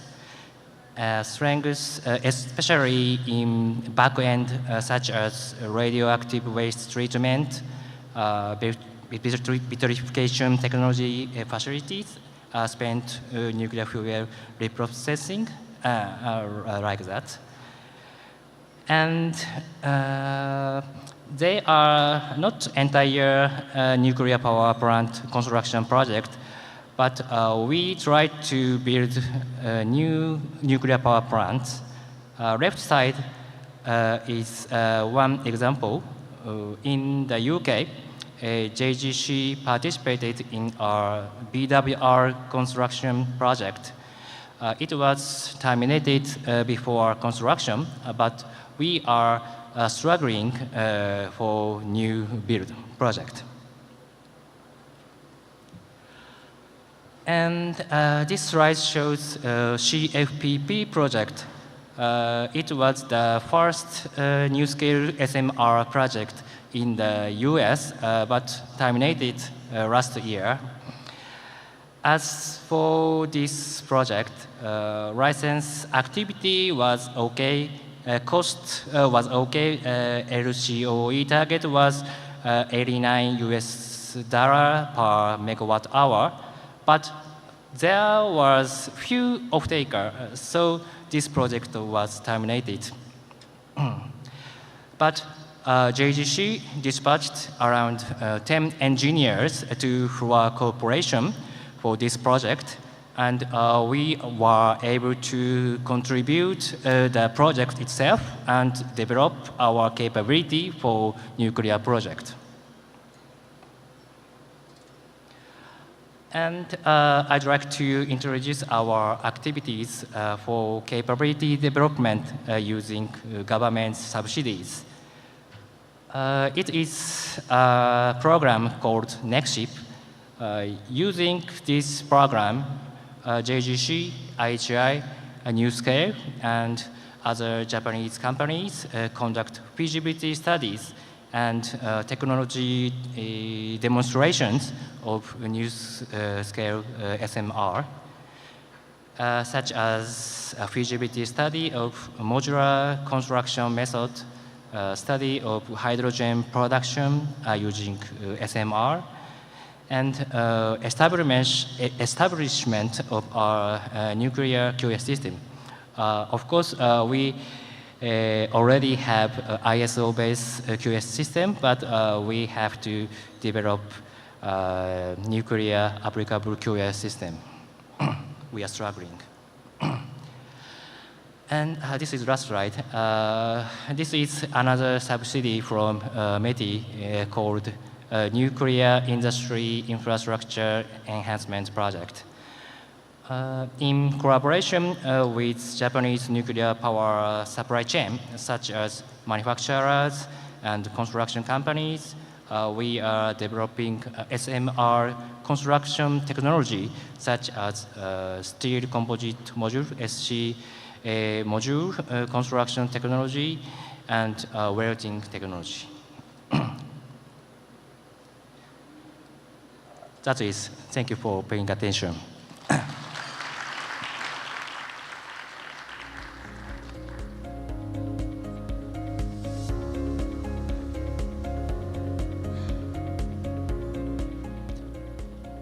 Thank you so much to IHI Corporation and JGC Corporation for a very informative discussion on SMRs. At this point, let us take a 10-minute break before proceeding with the rest of the discussions. And while enjoying your snacks, I would like to direct your attention on the screens as we show you the on-site presentations from days 1 and 2 of the forum. Enjoy.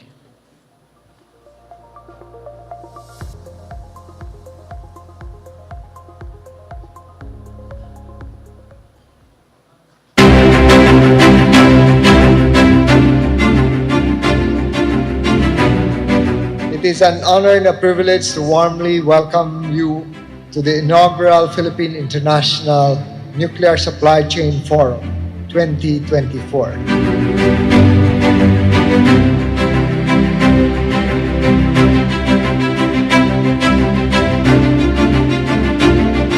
This international event marks an important milestone in bringing together international actors and experts on nuclear energy in shaping a sustainable future for the Philippines.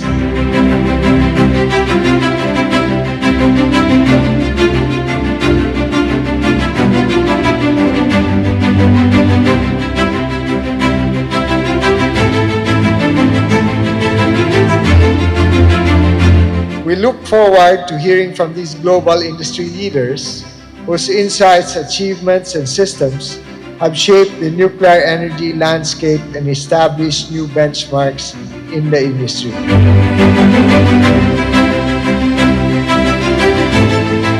Today, I am pleased to announce that PIF has committed its first $100,000 to fund scholarships for Filipinos pursuing studies that will directly benefit the country's nuclear sector.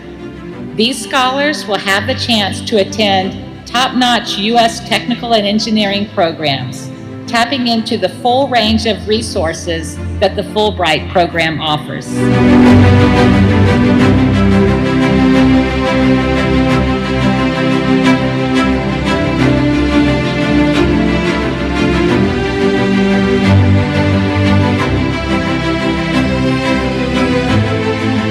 Nuclear energy is a critical key, not just to meeting demand, but to unlocking a cleaner, more secure future.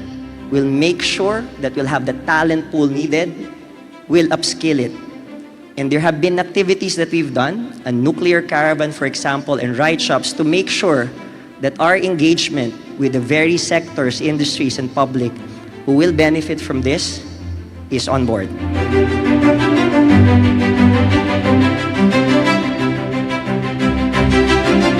Today marks a significant step forward on this path, and the United States, as the Philippines' partner in prosperity, remains fully committed to this shared journey. The key to the deployment of any successful nuclear energy program is trust, openness, and communication. Thank you very much again for spending your precious time with us.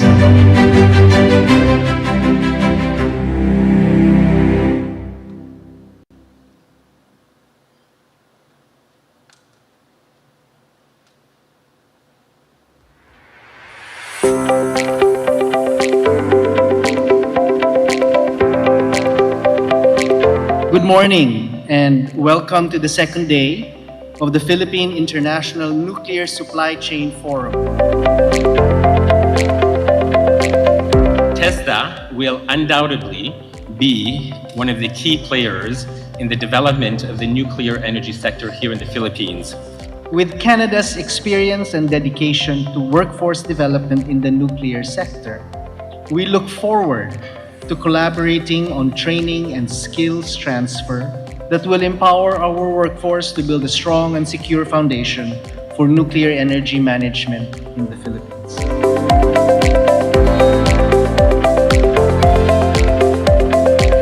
Today, as I stand before you to highlight Canada's leadership in nuclear energy, a leadership rooted in decades of expertise, technological innovation, and a steadfast commitment to sustainability, our journey together in this nuclear energy sector holds tremendous promise, and we are here today to solidify Canada's role as a partner of choice for the Philippines. We have got him to say this every time he talks about nuclear. There is no path to net zero without nuclear. We are confident that given our current socio-economic landscape, along with the active support of our partners, we will make this ultimate goal happen sooner than expected. Will the deal include the supply of uranium-235? And where are we going to source it? Uranium is actually very abundant material because it's stable. With CANDU is you would have the ability to construct your fuel right here in the country. If one portion of that development chain falls apart, it impacts the rest of it. So knowing that it's a well-funded supply chain into a well-funded project is going to lead to success.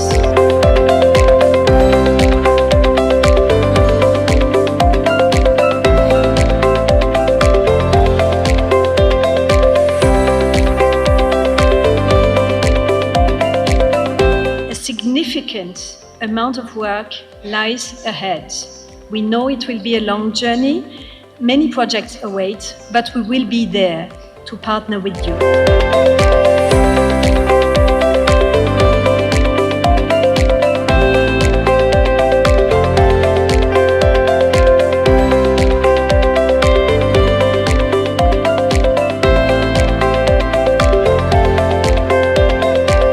Thank you to all our experts, our delegates and participants for your commitment to advancing nuclear energy industry in the Philippines with integrity, safety, and collaboration. Thank you very much and mabuhay po tayong lahat.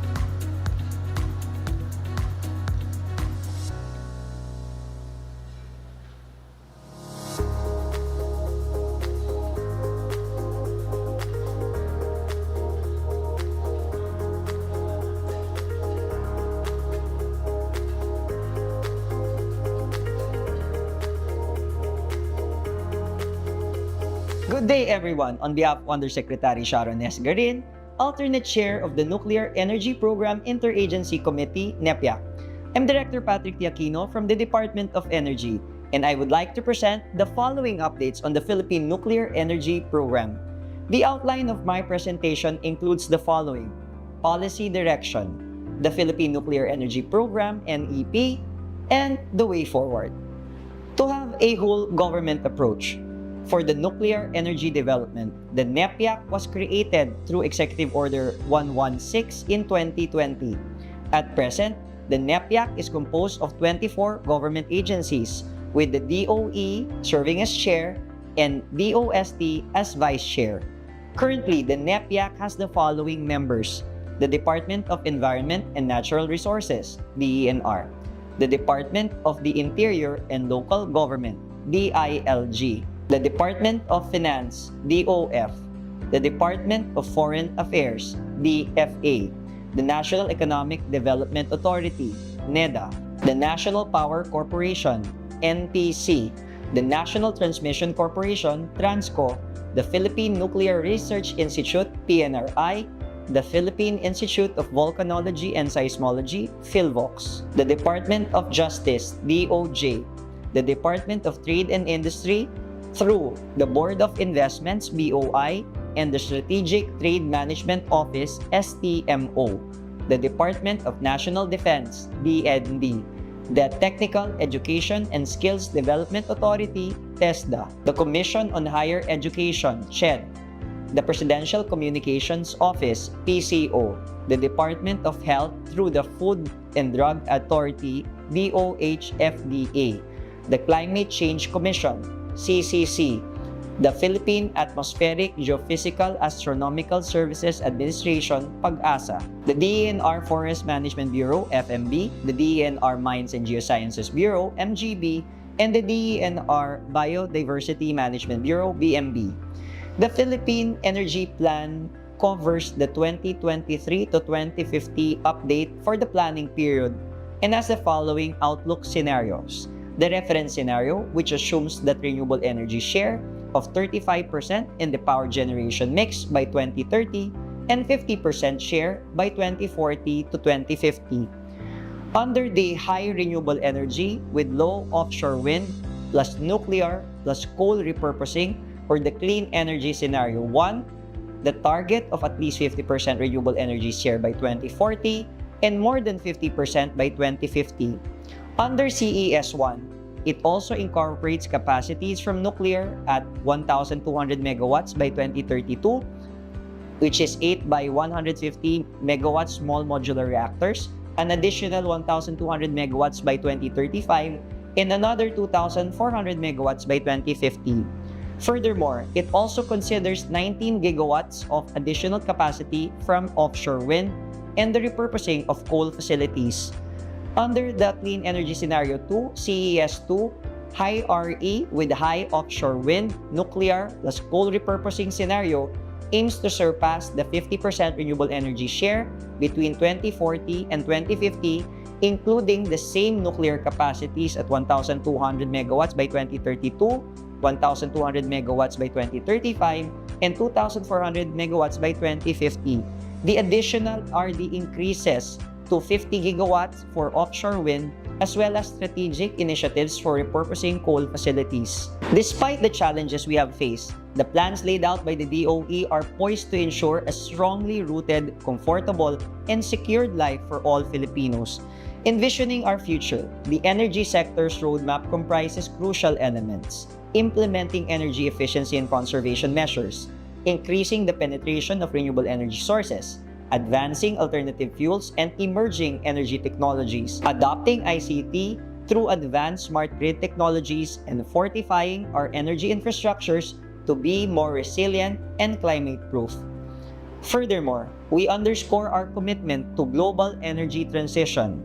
This involves accelerating offshore wind development, empowering the Filipino workforce through right skilling initiatives and international accreditation programs, and the championing of mining and manufacturing of green materials. We are all aware of the existence of the country's lone nuclear power plant, the Bataan Nuclear Power Plant, located in Morong, Bataan. BNPP, or the official name PNPP-1, is situated at Napoy Point, Morong, Bataan. Is a 620 megawatt pressurized water reactor supplied by Westinghouse Company. Its construction began after the contract signing in February 1976 with a targeted completion within 7 years or by 1983. It was, however, delayed. With the 1986 developments of the People Power Revolution and the Chernobyl accident, the decision was to mothball the NPP. After mothballing, the NPC was designated as caretaker and the facility was put into preservation mode. This provides the timeline of nuclear energy development in the Philippines with significant events highlighted. The development spans from 1963, recommendation to build the nuclear power plant, BNPP's construction, its mothballing, the power crisis of the early 1990s, the International Atomic Energy Agency IAEA mission, and the BNPP feasibility study from the Korea Electric Power Corporation (KEPCO) until 2016, when the new Nuclear Program Implementing Organization or NEPIO was created. The DOE NEPIO, created in October 2016 under DOE Department Order DO 2016-10-0013, had the main mandate to lead the unified and coordinated efforts and activities relative to the conduct of various studies and research on nuclear energy development in the country. The DOE NEPIO adopted the IAEA milestone approach in the development of the national infrastructure for nuclear power. The IAEA's milestone approach assists countries like the Philippines that are considering or planning their first nuclear power plant, and to help member states understand the commitments and obligations associated with developing a nuclear power program. It likewise provides the countries with nuclear power plants an opportunity to assess their preparedness for expansion. The 19 infrastructure issues under the milestone approach of the IAEA. The nuclear energy program handles the specific infrastructure issues on the development of nuclear power under each milestone. The need for in-depth study before embarking on a nuclear power program. The DOE NEPIO has conducted several undertakings that all lead to the conduct of the Integrated Nuclear Infrastructure or INIR mission, which is the holistic IAEA peer review conducted by staff and international experts from the IAEA with experience on nuclear power programs and infrastructure development. The Philippines hosted the INIR mission Phase 1 from December 11 to 17, 2018, attended by 13 IAEA commissioned and funded experts, evaluating the status of the national infrastructure issues under Phase 1 of the milestone approach.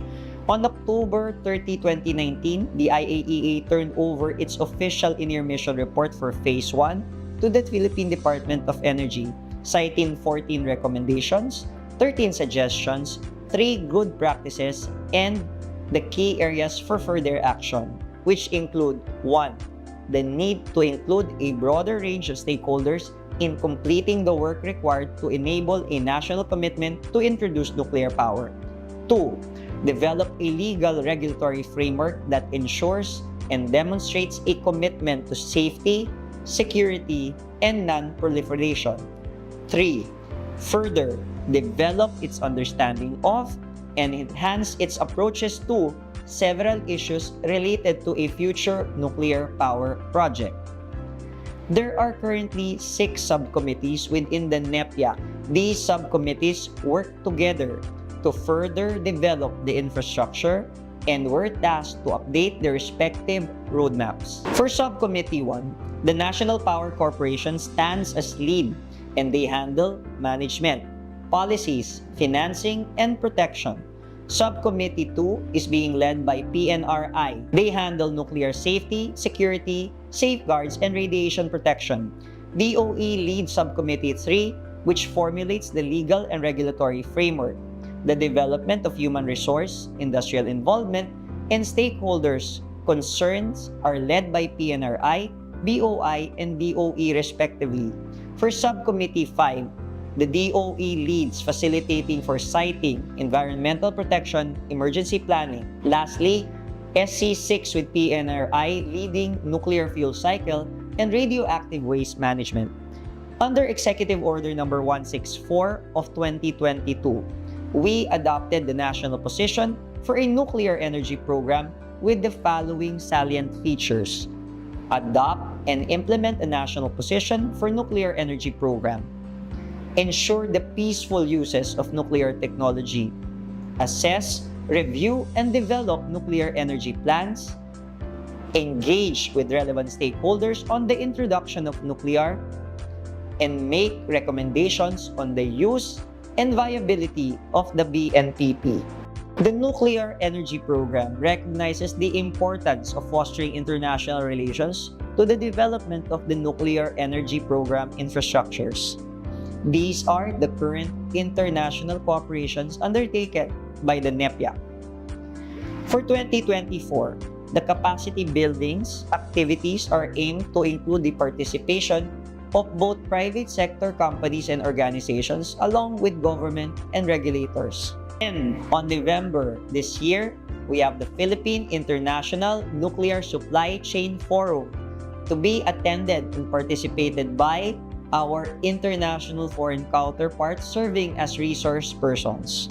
And with that, we conclude the presentation on the status of the Philippine Nuclear Energy Program.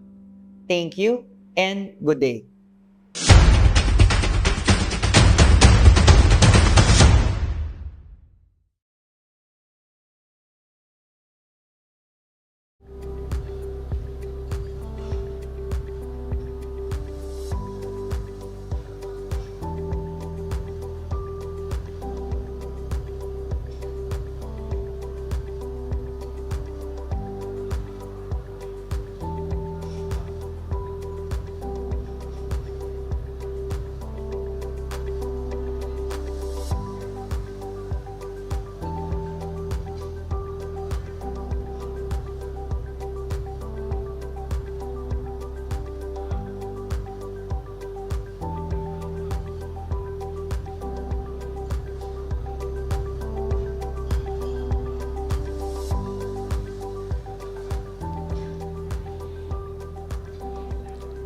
Welcome back, ladies and gentlemen.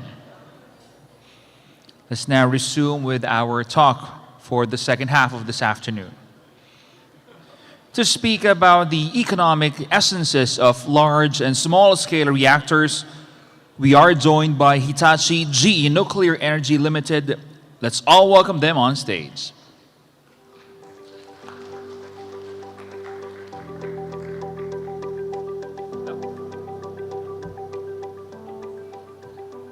Can I start now? Yeah. Hi, everybody. Philippine related to the nuclear industry. My name is Hitoshi Tsutsumi from Hitachi GE. Sorry for the former presenter. It's gonna be most exciting presentation in last 3 days. So, because I'm gonna talk about real SMR project in the world. So let's enjoy. So I would like to show the short video first, and later on, I'm gonna make the presentation for large-scale reactor as well as SMR. So. The future of the world's energy is carbon-free. By 2050, net zero is the goal. Along the way to a carbon-free future, there are many solutions, but renewables can't do it alone. Nuclear has an important role to play in the mix of our carbon-free future. Now, if this is how you picture a nuclear power plant, it's time to think differently. It's time for a new type of nuclear to provide reliable, carbon-free power to the world. GE Hitachi leveraged its decades of bold innovation, proven technology, and experience with large projects to develop the BWRX-300 reactor. It's dramatically smaller, smarter, and simpler. The BWRX-300 is designed to be cost competitive with other types of power generation. It's quick to deploy and less expensive to operate. And when it comes to safety, the BWRX-300 is designed to a new level of inherent safety. It can cool itself for a minimum of 7 days without power or any operator actions. A carbon-free world is a big goal. Go small, go simple. The BWRX-300 can get us there.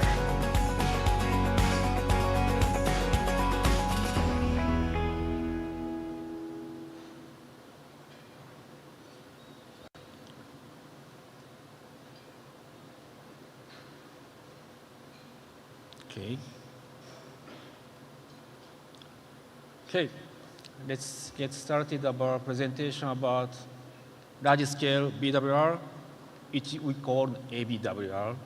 And later on, I'm going to make presentation of the BWX-300 SMR. So I want to start from the large gigawatt scale ABWR because our SMR is based on ABWR technology. So it's important to know. Well, I'm from Japan, the Hitachi GE, and we have the brother sister company in United States. We call them the GE Hitachi. Both companies developed the BWR design together and incorporated in the many power plants in Japan, US. So actually, the BWR, SMR, ABWR, the technology, both United States and Japan. And we also purchased a turbine and a generator from French. And there are some supply chain from Canada. So let's say that our technology supply chain is based on all over the proven supply chain.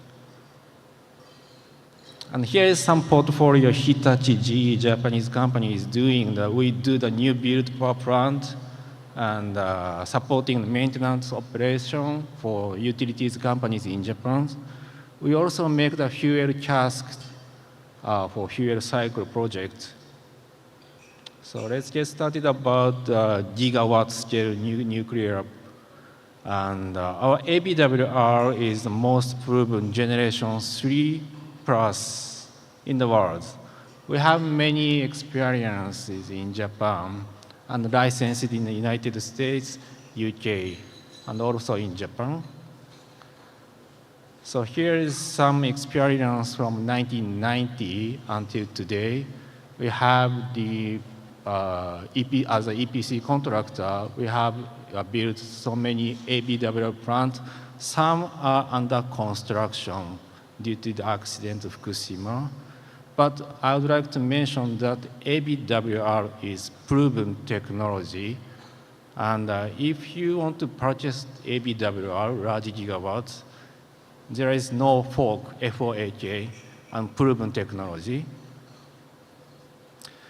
Here is some key technologies about ABWR.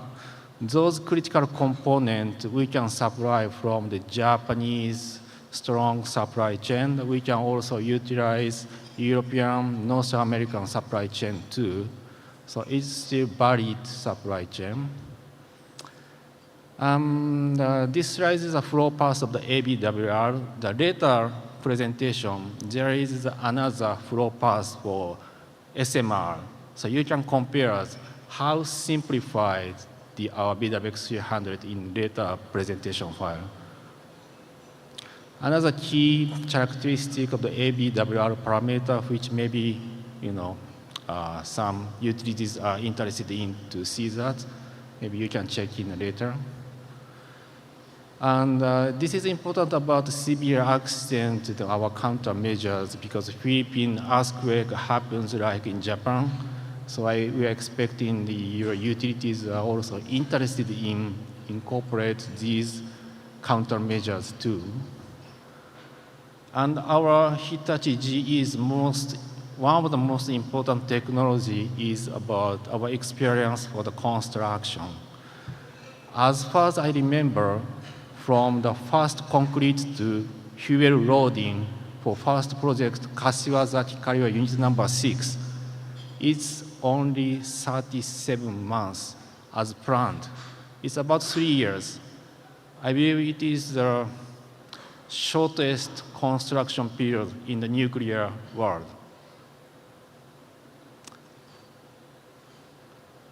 And this is the shortest construction because we are very good at the modularization. So we can design the modularization, the construction. And another example is the modules. It's anywhere in the reactor building, the turbine buildings. So this is going to help to shorten the construction period. You know, when you see the EPC prices in all over the world, Western countries and North America, some projects are so behind, and the total EPC cost is so significantly bad. But our project in Japan is always on time, on budget, because we are good at the modularization. We bring the component from our factory to the site and shorten the construction period. So next is about SMR. I explained the ABWR experience because we use the same technology to the SMR. So design concept is same. But we developed SMR because customer is looking for lower capital cost, LCOE, and the certainty of the outcome.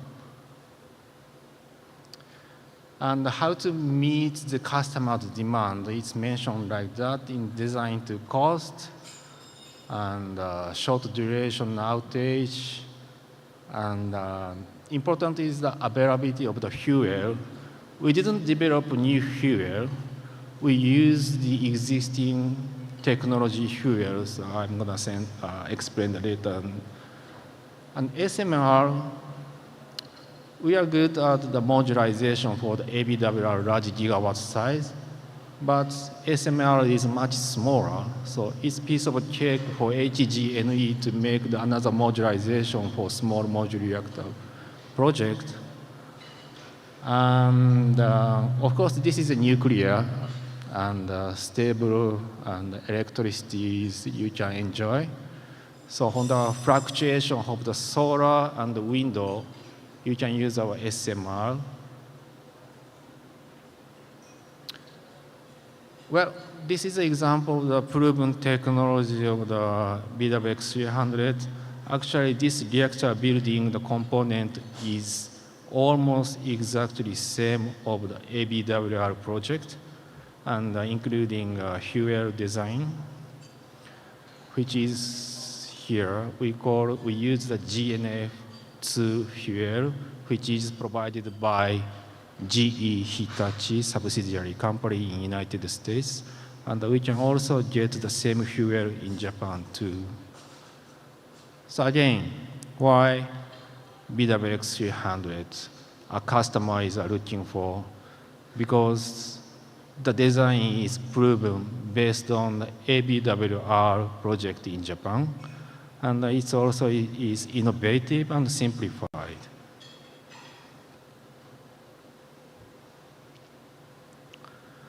And here is some features about the BWX300. And competitive LCOE, and it's going to reduce the people working, and it's also licensed NRC based on the previous ESBWR large gigawatt scale license basis. And maybe you guys are interested in about the last sentences. This plant is going to be operated, commercial operation date in 2029. It's gonna be real project. You know, there is many SMR projects in the world, but you see the exact month of the year which operates. You have never heard that. It is July 2029. Oops. So this is about the steam cycle of the BWX300. If you have time to compare from the ABWM steam cycle, you can see how simplified. And one of the huge innovation is about the 90% volume reduction from the US large gigawatt nuclear power plant. So it's helped us to reduce our cost, LCOE. And you're gonna see our LCOE cost later. Please be patient. And again, because this is the SMR, so our load flow operation is about 50% to 100%. Our reactor can work as you like in the range from 50 to 100%. If you want to keep operating 50%, it's okay. I recommend you to operate in 100% for sure. So, from this slide, I would like to explain the status of 𝐵𝐵𝐥300. And the 4 companies, American TVA, Canadian OPZ, and European Synthos Green Energy, and GE Hitachi, 4 companies already made the investment $400 million for standard design. Standard design means that if we complete the design, we can use the same design and incorporate to the other countries. So the TVA, US company, OPZ, Canadian companies. And it's maybe too small to see the world, but there are so many European and Middle East utilities are looking for and to utilize the standard design because they don't want to change the design. It costs. So our plan is once complete the standard design, we copy and paste. And yeah.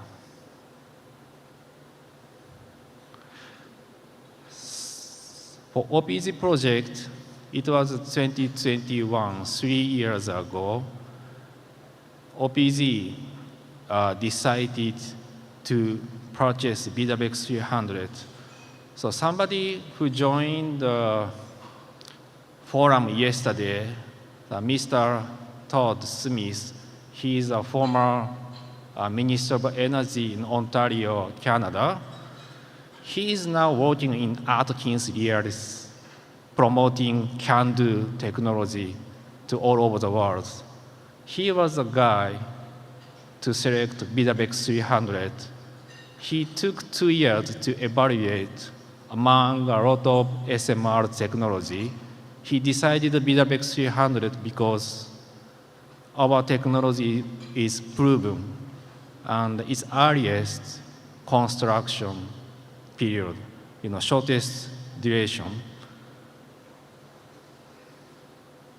So you can see why the reason the people selected 𝐵𝐵𝐥 technology, even though the country like in Canada, can-do reactors are all in the Canada, but they selected the BWR technology.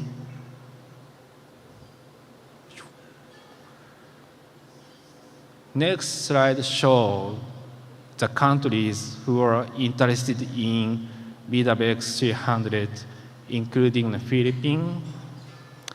And most probably the OPZ unit number 2, 3, 4 are next project.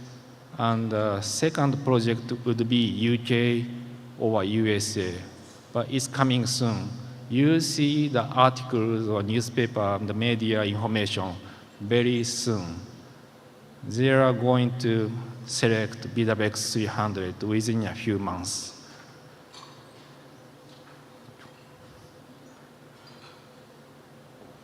Okay, I'm gonna start about the cost. This figure is based on the United States DOE. So once wind power, solar power, the electric ratio is going to increase from now to 2050.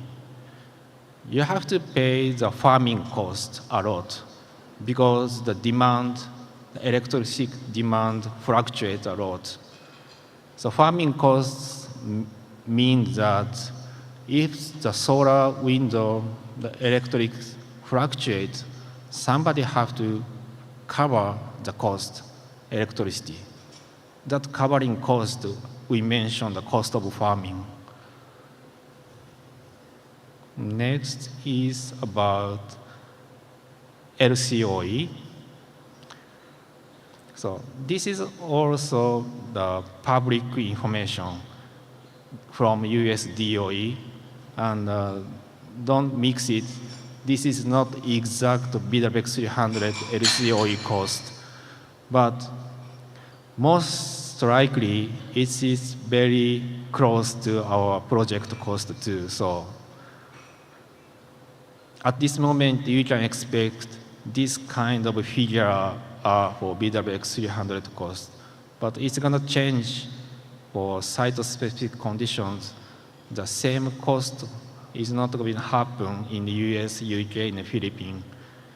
So FOAK first project in Canada, Ontario, our LCOE is $109 per megawatt, but it's going to be about $66 per megawatt.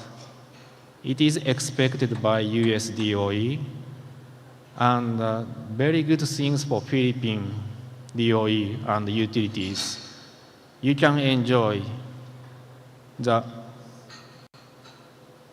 right side figure, because before you take BWX 300 project, there are so many countries, utilities, customers are going to establish BWX 300 before.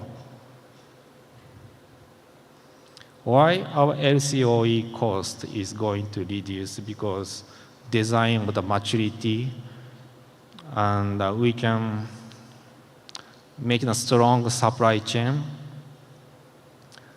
and we don't need to spend regulation, cost if the project increase. And we also can think about the design optimization, and maybe we may see the technology process innovation too. So it's going to be too small for me. This one is good to easy understand. So for the FAK project, somebody have to pay about the first design cost, the licensing and supply chain, establish the supply chain. But if it's going to be not necessary for second, third, fourth project, and I don't know, in the Philippines, maybe you are 10th or 20th project, so you can enjoy the very good LCOE costs.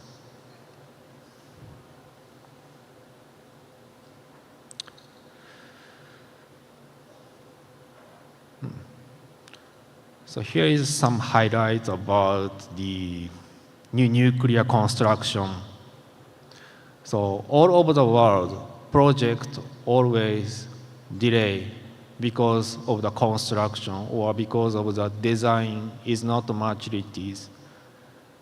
But historically, Hitachi GE is good at the construction, the designing, together with GE, Hitachi United Corporation.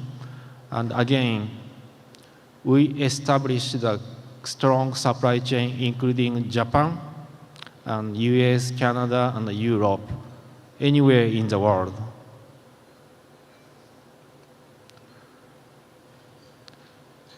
Here is some example when you consider about the new nuclear power plant. For OPZ projects, OPZ waited 8 years. So they decide to utilize BWX 300 project technology 2021. And they are expecting operated 2029 because it takes about 8 years. Most of the duration is about licensing period. So when we hear the Philippines is expecting the commercial operation date in 2032, I am expecting you to contact me next year, 2025, so that you can make it.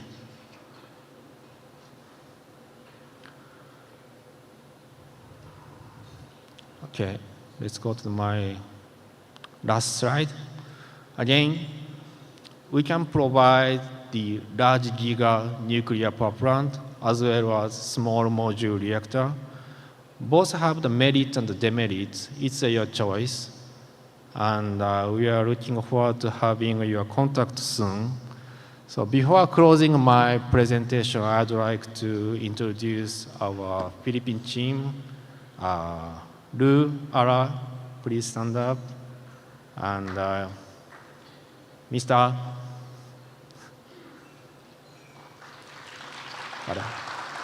Hana.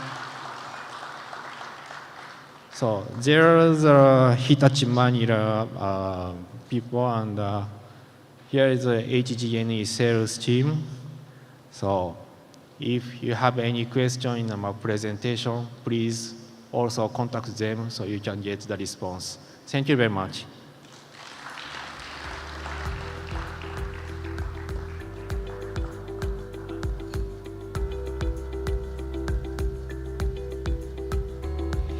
Arigato.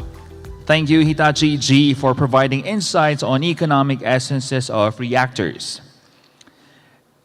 And now let us welcome the last speaker for today, the Japan Atomic Power Company, to discuss its nuclear power project support by using owner engineering.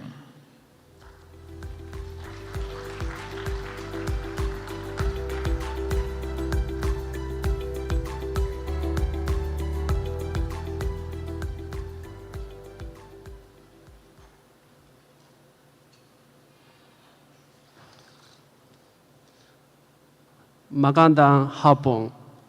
Ako po si Fujita from JPC.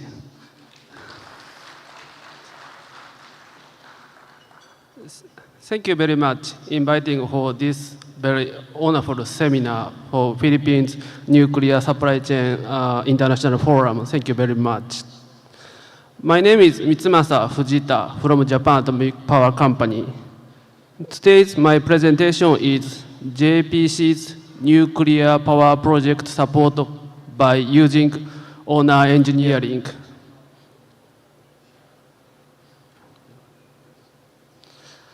Today, I prepared 6 contents. First is the introduction of JPC. JPC is a Japan Atomic Power Company, so Japanese nuclear power plant utility and nuclear power plant owner. So the first, I would like to introduction of JPC.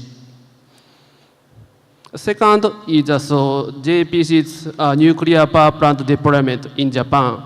JPC's mission is development nuclear technology in Japan. So I would like to introduce JPC's PWR, any other nuclear technologies, so research and development experience.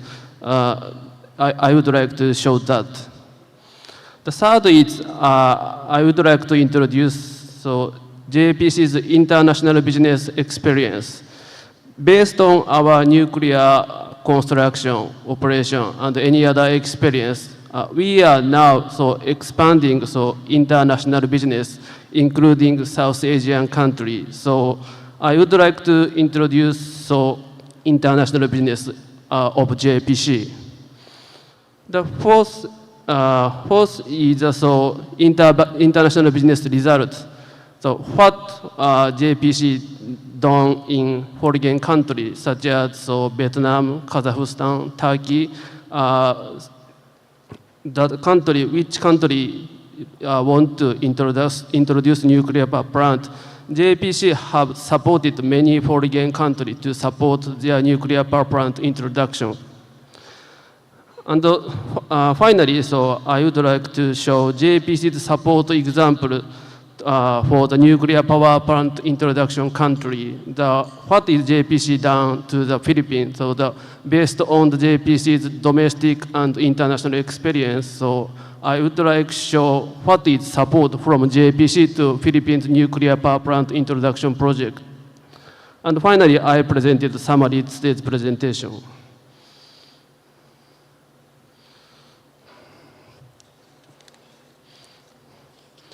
So JPC, the Japan Atomic Power Company, was established nuclear power-related companies in 1975 as a pioneering company. So thoroughly engaged nuclear energy in order to introduce nuclear power in Japan.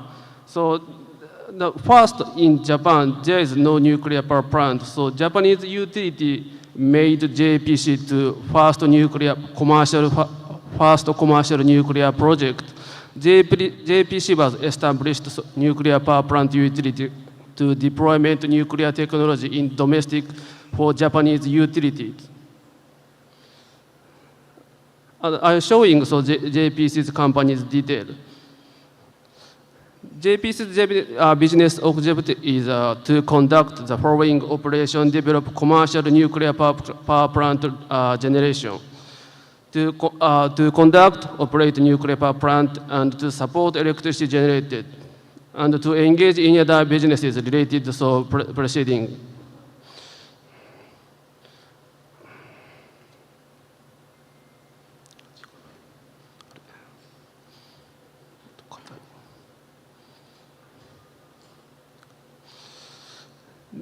This slide shows JPC's business lineup. JPC develops nuclear-related business such as planning, construction, operation, research and development, and decommissioning. So, whole of nuclear power plant cycle, from beginning to end, JPC's business field. So, planning, construction, operation, and decommissioning. So JPC's construction operation is the beginning. The first beginning is a construction operation leads domestic nuclear technology industry as pioneers, so establishing first commercial nuclear reactor in Japan, 𝐏𝐡𝐢𝐥𝐢𝐩𝐸𝐲𝐸 nuclear power plant. 𝐏𝐡𝐢𝐥𝐢𝐥𝐢𝐸𝐲𝐸 nuclear power plant is a gas-cooled reactor, technology from imported to United Kingdom. 𝐏𝐡𝐢𝐥𝐢𝐥𝐢𝐸𝐲𝐸 nuclear power plant is the first Japanese commercial reactor. Now 𝐏𝐡𝐢𝐥𝐢𝐥𝐢𝐸𝐲𝐸 is decommissioning. And so second is decommissioning. So JPC has now 2 nuclear power plants in decommissioning project. And third is research and development. So JPC has a construction operating gas-cooled reactor, BWR reactor, PW reactor. Not only such reactors, JPC's business field expanding to research and development. Currently, we are focused on small modular reactor or fast breed reactor or high temperature gas cooled reactor. We are our research development field. Based on this experience, JPC started international businesses. Making most of experience power utility as a power utility as pioneer of nuclear power plant generation. This slide shows JPC's nuclear power plant history. So JPC's all nuclear related history from generation 1, generation 2, and generation 3. So 𝐏𝐡𝐢𝐥𝐢𝐸𝐲𝐸 number 1 is Japan's first commercial reactor, the gas-cooled reactor, generation 1 type. And we are, the second one is Tsuruga 1 is BWR. This is the first Japanese light water reactor from technology from imported to United States. And the third shows 𝐏𝐡𝐢𝐥𝐢𝐸𝐲𝐸 number 2 is first BWR5 in the world, now operating in 𝐏𝐡𝐢𝐥𝐢𝐸𝐲𝐸 village. Last month, Philippine delegation came to our JPC's 𝐏𝐡𝐢𝐥𝐢𝐸𝐲𝐸 nuclear power plant. Thank you very much. And the fourth is Tsuruga number 2 is the first Japanese domestic technology made by PWR. Now Tsuruga is operating. And we are planning Tsuruga 3 and 4, advanced PWR first in the world, now is under prepared to submit a licensing. Based on this gas-cooled reactor, BWR and PWR, we are now focusing on research and development, especially small modular reactor research and development. So 𝐏𝐡𝐢𝐥𝐢𝐩 introduced NuScale and Hitachi introduced BWX300.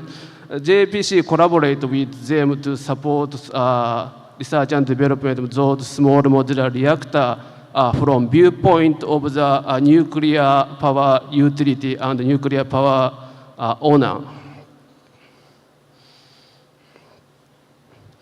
This slide shows JPC's nuclear power plant life cycle in JPC's plant. From planning and construction, operation, decommission, all nuclear power plant life cycle is JPC is engaging. The first first commercial reactor and four reactor construction project, and operating 2 reactors and 2 reactors decommissioning. Based on these plant life cycle related experience, JPC is expanding international business field. Details shown later.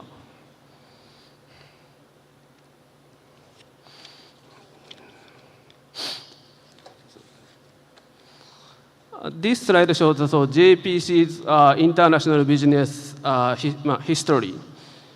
JPC has expanding, not only Japan, international businesses. For example, the JPC has business experience in Philippines, Vietnam, Indonesia. So JPC is supported South Asian countries' nuclear power plant introduction project.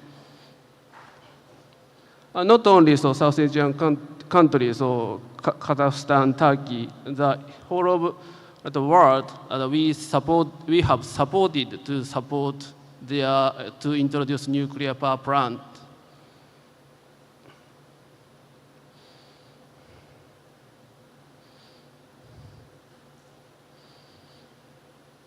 This slide shows the JPC's international example. JPC has planned and constructed first units, various reactor types, and experienced operation and maintenance and decommissioning for more than 60 years in Japan. So JPC has accumulated expertise from viewpoint of the owner engineering by implementing all of the process of the business its own. Based on those experience, JPC is expanding international businesses to provide appropriate consulting and support from viewpoint owner engineering, our nuclear power plant construction and operation experience. This slide shows some example of the international businesses.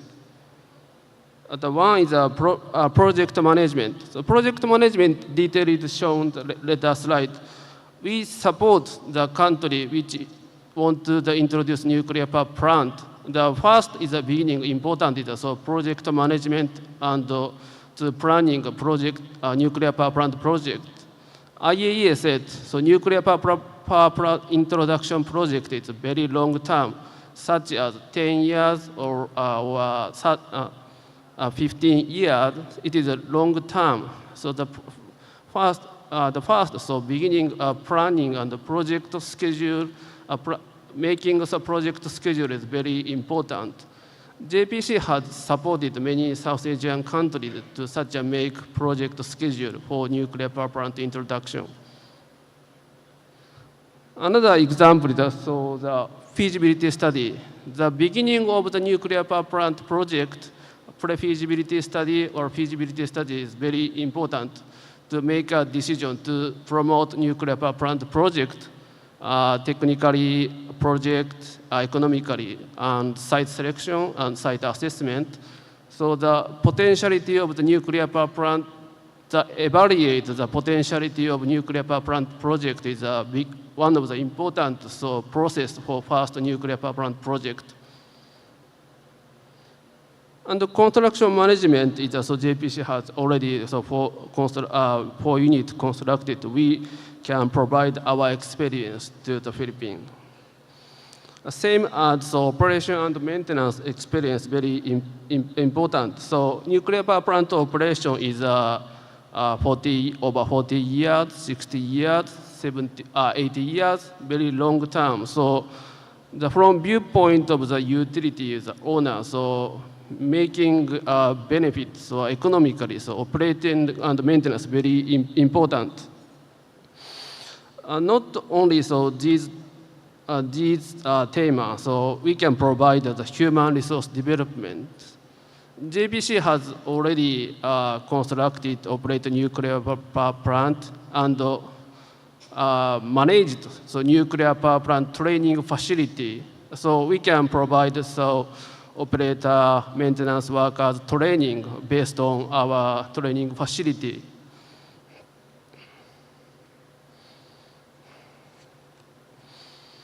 This slide shows the example of our international business result, the case of feasibility study.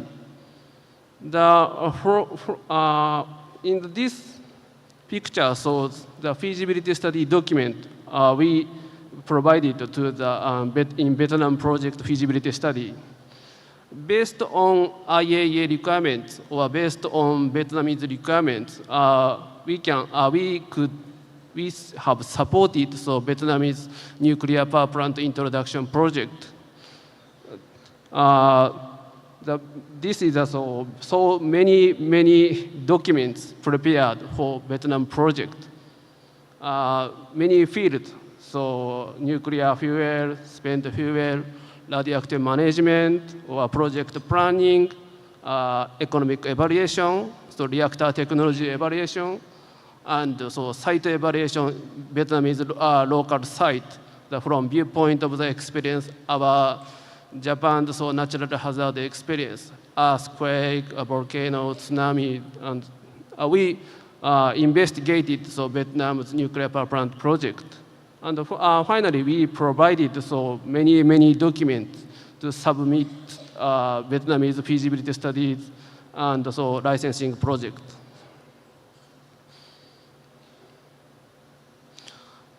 Another example is so international business in the site evaluation. Compared with so any other country, Japan is a special country. So as you know, so Japan has many earthquake and tsunami, volcano. So you remember the Fukushima East Great Japan earthquake and Fukushima accident. So after the Fukushima accident, so Japanese regulatory most severe in the world, I think so. So based on our natural hazard resistance experience, so Japan has a lot of many countermeasure for natural hazard, the site selection, assessment, evaluation, and this is reflecting to the plant design. So JPC has supported so many countries' site selection, site evaluation, site assessment project. We can provide so our experience to support Philippines so site selection or site evaluation process. Not only so Japanese rule, so based on the IAEA standard.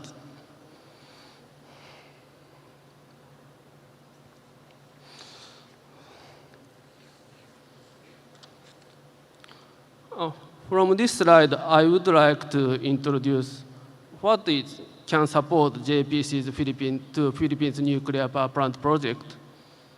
One example is, as I mentioned, is also that to support in project schedule, such as making roadmap or such as making project schedule.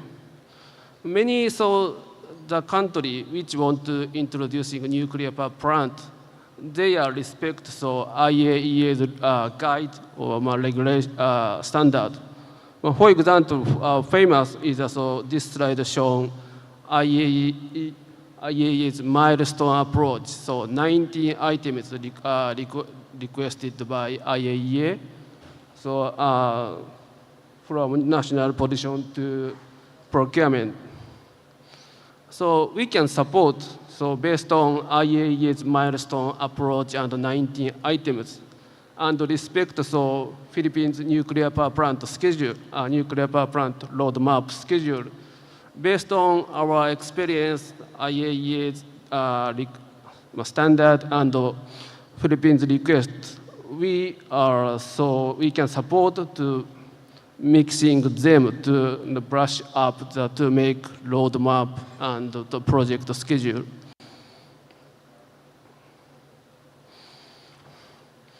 This slide shows one of the examples how the example of the nuclear power plant roadmap based on JPC's so nuclear power plant construction and operation experience. This is one of the examples. So from feasibility study, from pre-feasibility study, feasibility study, contractors negotiation, plant basic design, licensing, review, construction. So we have a standard roadmap, so major milestone process of activities. And so we take in each Philippines requirement, request, Philippines regulation, Philippines law, or any other IAEA's request. All of taking considered and finally realizing to make a roadmap. For example, this is an example, so making a roadmap. We know each item at each phase. So what item is it is very important. What is so critical this process? We can provide support to making roadmap so Philippines nuclear power plant project.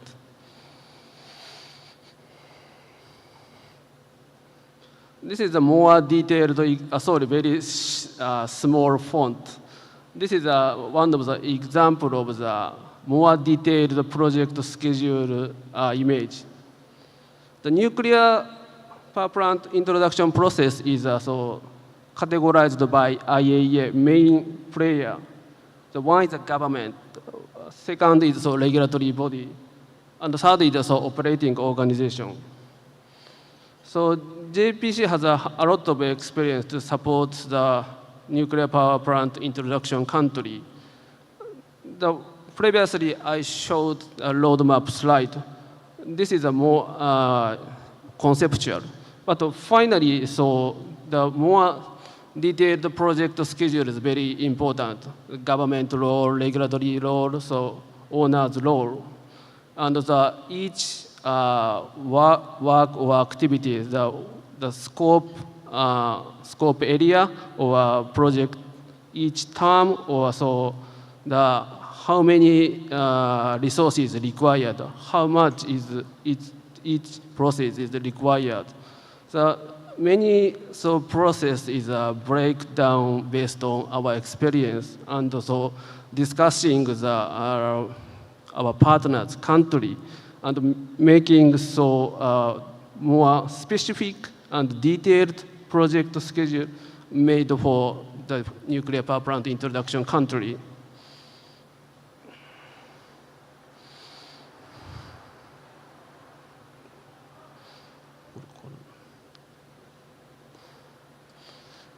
This slide shows one of the example of the site selection and evaluation example. The Philippines is the same geologically location in Japan. So this is called Ring of Fire. The geologically plate tectonics is Philippines and Japan is the same zone. So Philippines are a lot of earthquake, a volcano, and occurred. Japan same. So according to the literature, over magnitude 6 earthquakes happened in Japan. So Japan has a lot of earthquake and volcano and tsunami experience. So from geologically point and respecting IAEA's site assessment evaluations process. And actually, we can support geologically investigation or research process based on our South Asian countries' experience. Finally, we can provide to the site selection, assessment, evaluation process.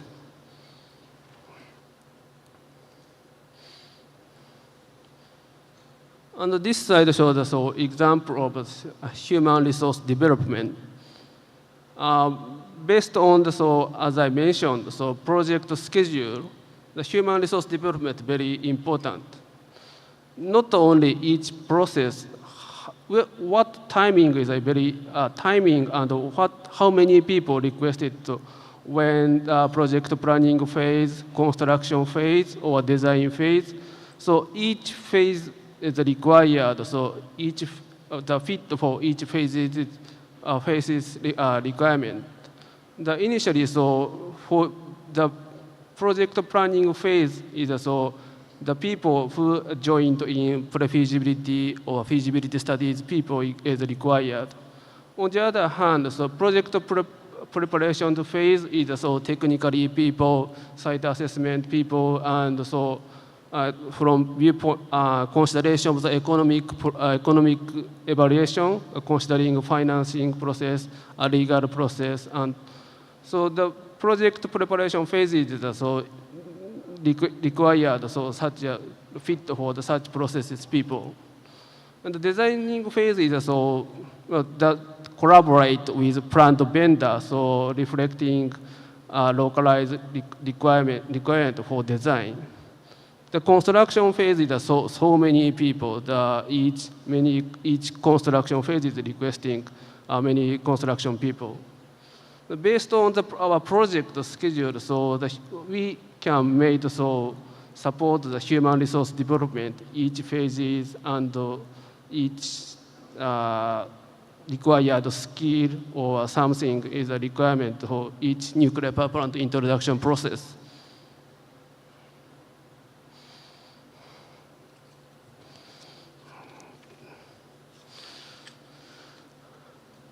So summary is my presentation. Since introduction of the nuclear power plant over 6 years, JPC has constructed and operated gas-cooled reactor, BWR, PWR, and currently processes decommissioning process. In addition, first breed reactor, JP has focused on research development, innovative reactors such as small modular reactor. These experiences, JPC uses sufficient knowledge, regulation, supports regulation, licensing, design, construction, operation, nuclear power plant for international cooperation. JPC is a utility, not a vendor. From utility standard point, JPC can provide support regardless of the many reactor type.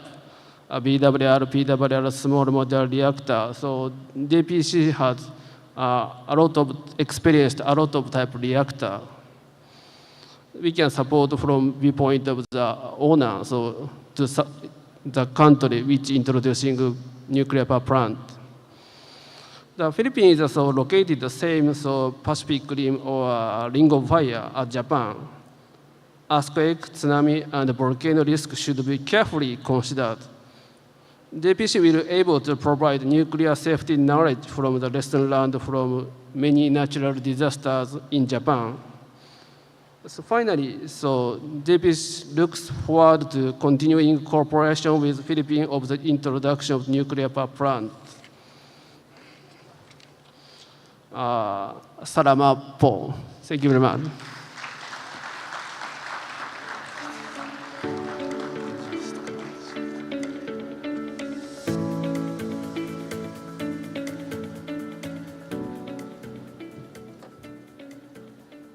Thank you so much, JAPC or JAPC, for the detailed discussion on nuclear power.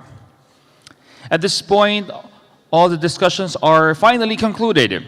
The Japanese delegation will be available for a question and answer.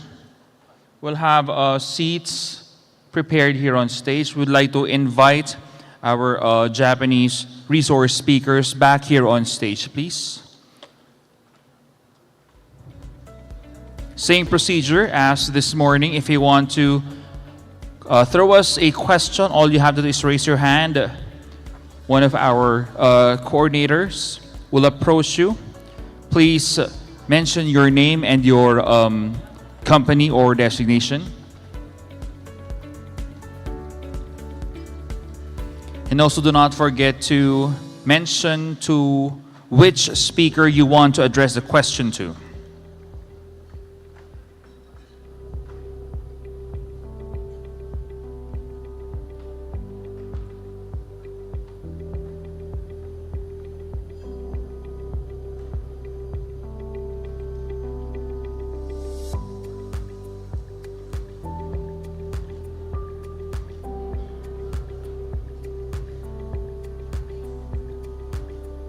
One more seat. Go ahead.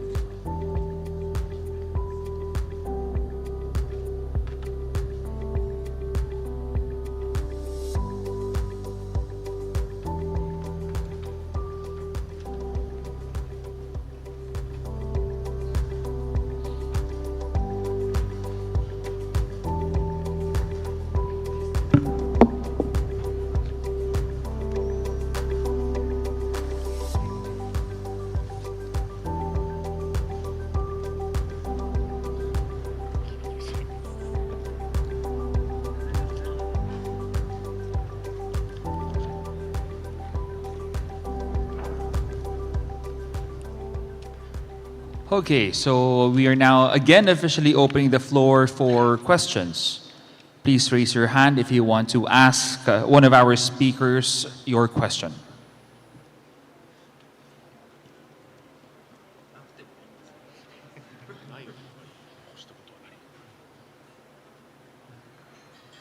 Anyone from the audience?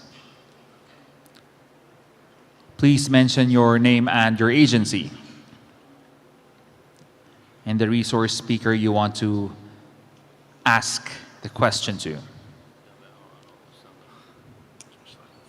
Someone to break the ice?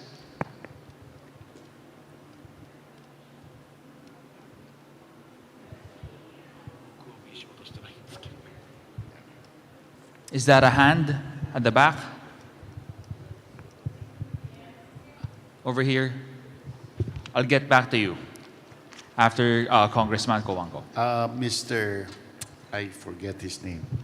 Anyway, regarding the BWRX 300, I've read that the reactor seems to be underground in a deep shaft, and I've read that that has been an issue because it's so deep and big diameter. So it's driving up the cost. Is this already addressed in the Canadian first of a kind that they're doing now? Yes, it's already incorporated into our project in Canada, and the cost and the license to construction is granted to proceed. So there is no issue about how deep it is and diameter, no matter problem it is. Do you know how deep that hole is? I'll let you know this afternoon. Okay, thank you. Thank you so much, Congressman. I think we have someone all the way at the back to ask a question.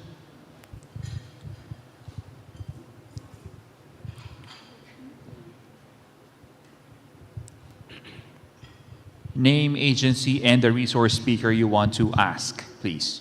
Hello. Good afternoon po. I'm Sidney Riquillo from the Department of Energy.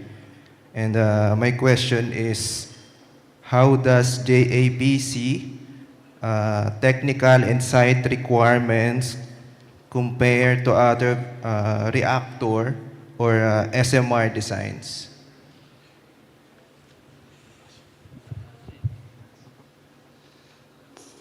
So thank you very much. So the question. So my understanding is so from site requirement is for BWR, PWR, and SMR almost the same. But so each SMR has a unique character. So the SMR has already designed some countries. So we understand so each SMR character and the Philippines so site selection or assessment requirement and so IAA's requirement. So we considered all of them and so to promote the process site evaluation for Philippines nuclear power plant introduction.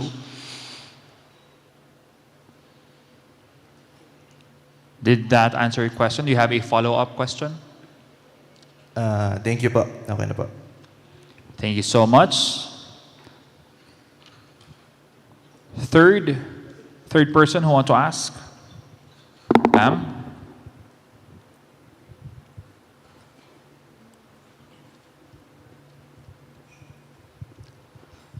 Yeah, regarding BWRX again, how many hectares for needed for a plant? The first one, and if you're building more than one in one site, how many hectares for the subsequent units?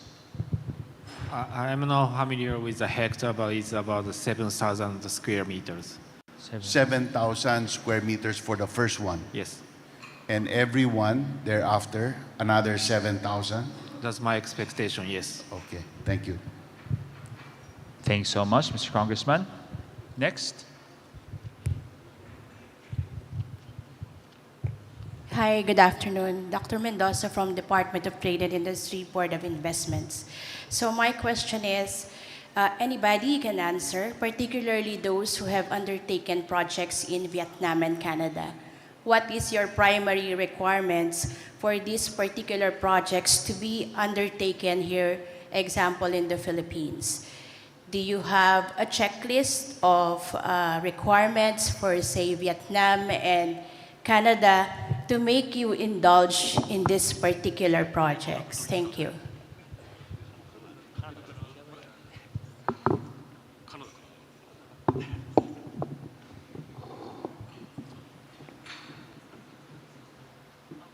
It's actually the question who have to reply to Canadian, utilities. So here is the Japanese utility we have, but it's not, working with Canadian projects. So for Hitachi, GE is a technology provider, and we don't have the answer to reply. But I can, ask my colleagues to reply to you if we have an exchange and business card. Is that okay?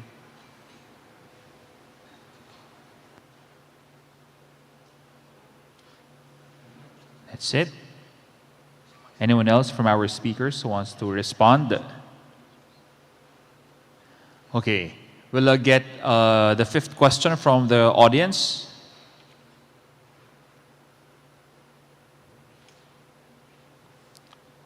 The back again. I'll get back to you, ma'am.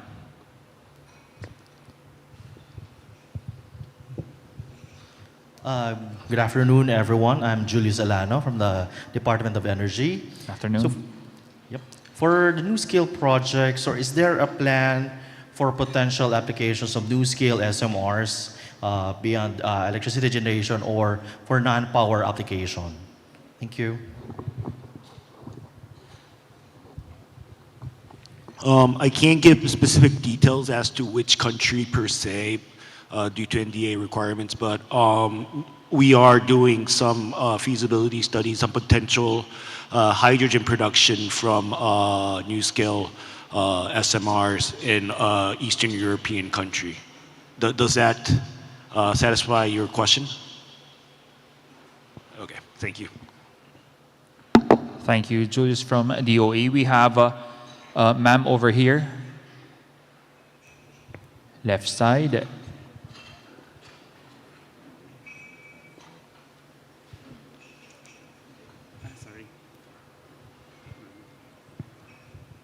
Konnichiwa, minasan. Samson Desu from Philippine Nuclear Research Institute. My question is for the BWRX 300.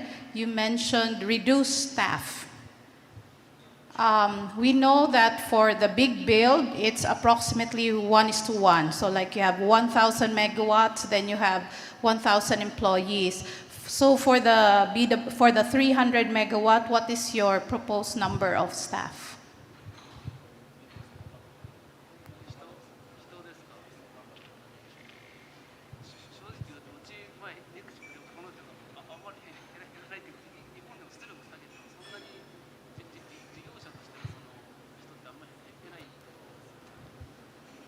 Again, it's not the right parties we can reply to you, so I'm sorry to say.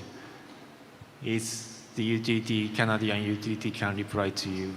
But our presentation, I actually mentioned we can reduce the staff, number of the staff. It actually came from our partners in Ontario Power Generation Project. So again, I'm sorry to say, but I'll let you know later.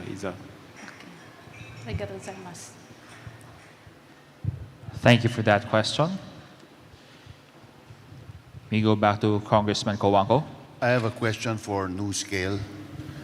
In the chat groups with the nuclear engineers in the United States, the big question mark about NuScale is the swimming pool, the big pool where all the reactors are. Because it's very big, very deep, very wide, very long. And they're questioning the structural feasibility of that design. So have you looked at making it round instead of long? Are there any, has this question been addressed, the cost?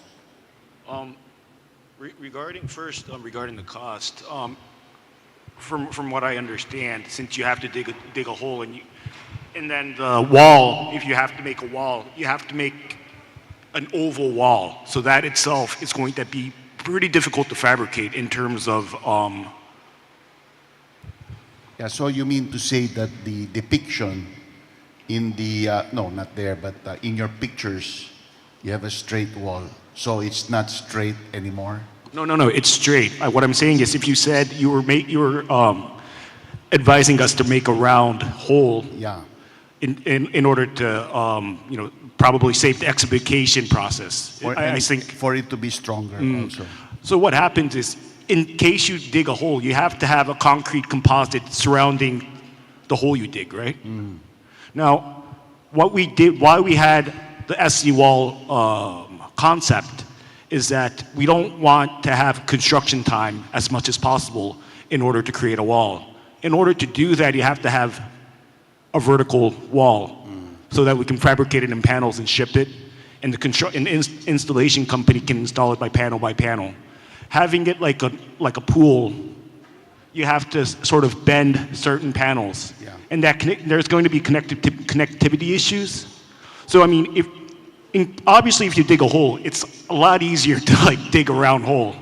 But after you dig that round hole, you have to reinforce it with concrete, which takes a lot of time and time-consuming, price-consuming. So in terms of that, so like the equilibrium in terms of actual cost for the project, we believe that vertical and rectangular shape is a lot more simplified. You're sticking to that design? Yes. Okay, thank you. Thank you so much, Congressman. Anyone else from the audience who has a question or who has questions?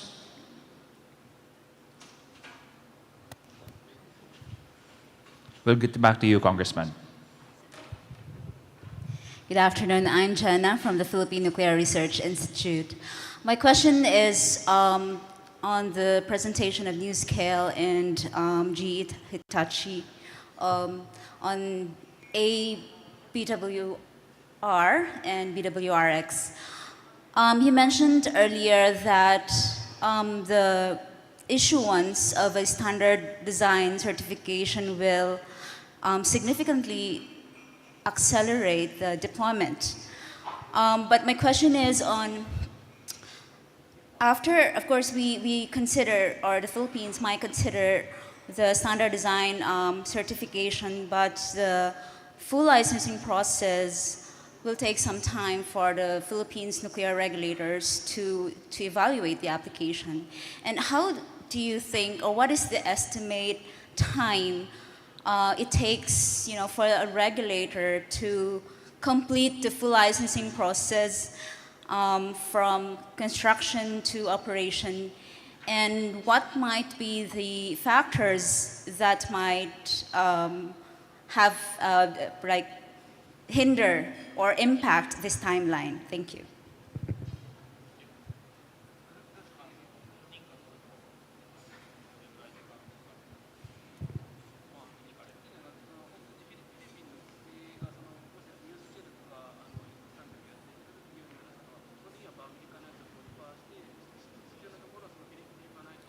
While our speakers are discussing it amongst themselves, I had an update that unfortunately, ma'am, will be the last question that we are going to entertain.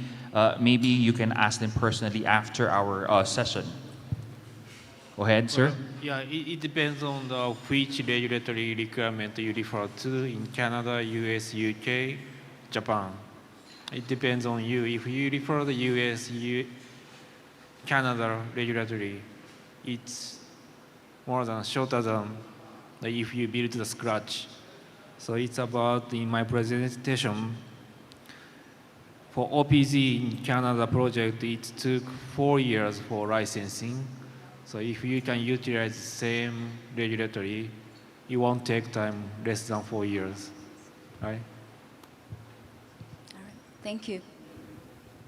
Thank you so much, ma'am. And thank you so much also to our speakers. How about to give these gentlemen a round of applause? And that concludes our question and answer portion.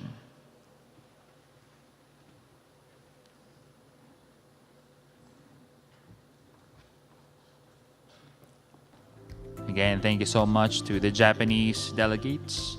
Arigato. Now, ladies and gentlemen, to formally conclude this 3-day session, I would like to invite in front for her closing remarks, DOE USEC Sharon Garin. Let's welcome her with a big hand.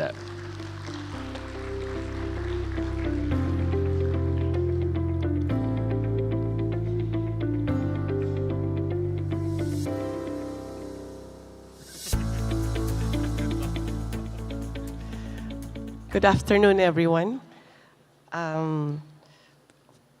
In behalf of the Department of Energy, and most especially in behalf of the Nuclear Energy Program Interagency Committee, we would like to thank all the countries from the United States of America, Canada, France, Korea, and Japan. The amazing thing is every time you look at the presentation of a country, you get convinced of how good they are. Everybody, all the countries that have presented are some of the best in the world. And the objective is for us to learn from them, and I think we have done that. Now, in behalf of NEPIAC, we would like to thank all the countries and all the embassies. Just for everybody's information, they have volunteered to come here at their own expense to meet all of you.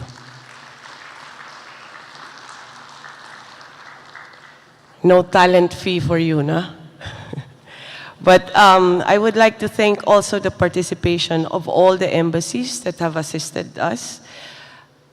And we would like to thank most especially our Secretary Rafael Lutilla of the Department of Energy, Her Excellency Mary Kay Carlson, the U.S. Ambassador to the Philippines, and Assistant Secretary Marvin Jason Bayang, Special Assistant to the President on Investment Economy Affairs, who represented Secretary Go.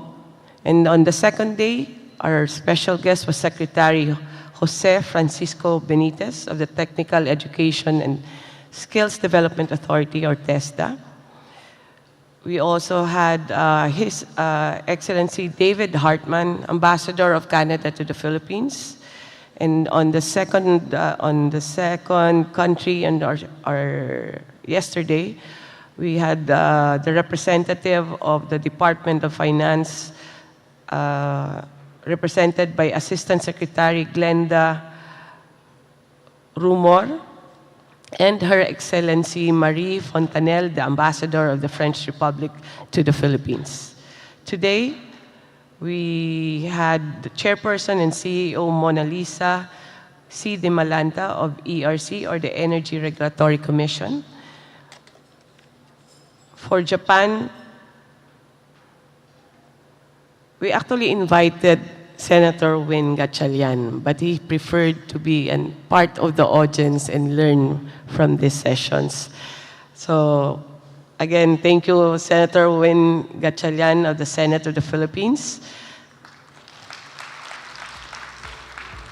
For today, we also had Secretary Teodoro Herbosa of the Department of Health, and Minister Nihei Daisuke of the Economic Affairs of Japan.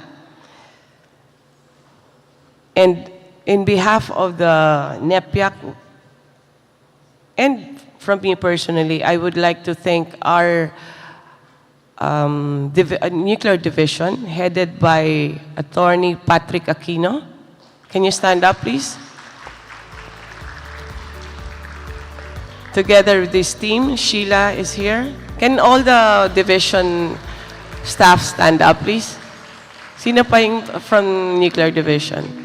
Maraming salamat po for the spectacular execution of this project. I think it's not just the venue and the excellent food, but the organization was really good. So thank you very much, together with IPO and all the other bureaus and agencies that participated. Our nuclear energy program is currently will be under review by IAEA. We call that the INER mission. They will be coming here on December. This will be the second round. If you have seen the presentation of Japan, there are 3 phases. So phase 1, phase 2, phase 3. We have done phase 1, and we are up for evaluation for phase 2, so we can start construction. So I would venture to say that we are already on 1.5. We are nearing 2 already. So all these activities, the 18 infrastructure and the compliance with the requirements of IAEA, this has been done by the several agency members of NEPIAC. We have subcommittees, 6 subcommittees. For example, I will not cite everyone because so many work has been accomplished already. For the legal and framework, we have entered agreements with a significant agreement that we entered was the 123 agreement with the United States. By history, on record, that was the fastest negotiation of a 123 agreement, with the participation of DOJ, DTI, and all the lawyers of the Department of Energy and DOST. On siting, I think SC3 is complete today, but they have done site evaluations already. If you want to know the site evaluations, we can tell you off record, because we have not published the results yet, but they have done site evaluations, desktop evaluation, and they have gone to the sites already to make their physically evaluate the area. On the safety, security, safeguards, radiation protection, we actually have drafted all the policies and the guidelines needed for all these activities. For human resources development, education is continuous. PNRI is active in spreading the knowledge to schools, to students, and even to colleges na may mga debates sila and they have caravans everywhere.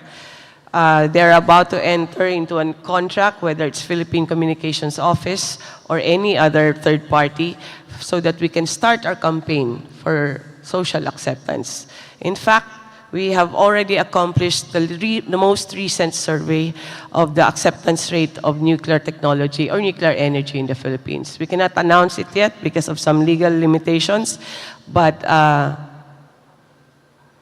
we are happy with the results. We were happy with the results in 2019, which was around 69% or 70%. I would venture to say that you will be happier with the results on 2022. So, these accomplishments have been the accomplishments of the NEPIAC was because of the different agencies involved in NEPIAC. I would like to make mention of all the agencies involved. The Department of Environment and Natural Resources, the Department of Interior and Local Government, Department of Finance, Department of Foreign Affairs, National Economic and Development Authority, National Power Corporation, National Transmission Corporation, Philippine Nuclear Research Institute, Philippine Institute of Volcanology and Seismology, Department of Justice, Department of Trade and Industry, through the Board of Investments and Strategic Trade Management Office, Department of National Defense, Technical Education and Skills Development Authority, Commission on Higher Education, Presidential Communications Office, Department of Health, Food and Drug Authority, Climate Change Commission, DOST, Philippine Atmospheric Geophysical Astronomical Services Administration, DNR of the Forest Management Bureau, Mines and Geosciences Bureau, Biodiversity Management Bureau. This is a big organization. It takes a whole of government approach to accomplish the first ever operating nuclear power plant in the Philippines. This is not just the work of the DOST, it's not just the work of DOE, but we have gathered all the resources from all the agencies.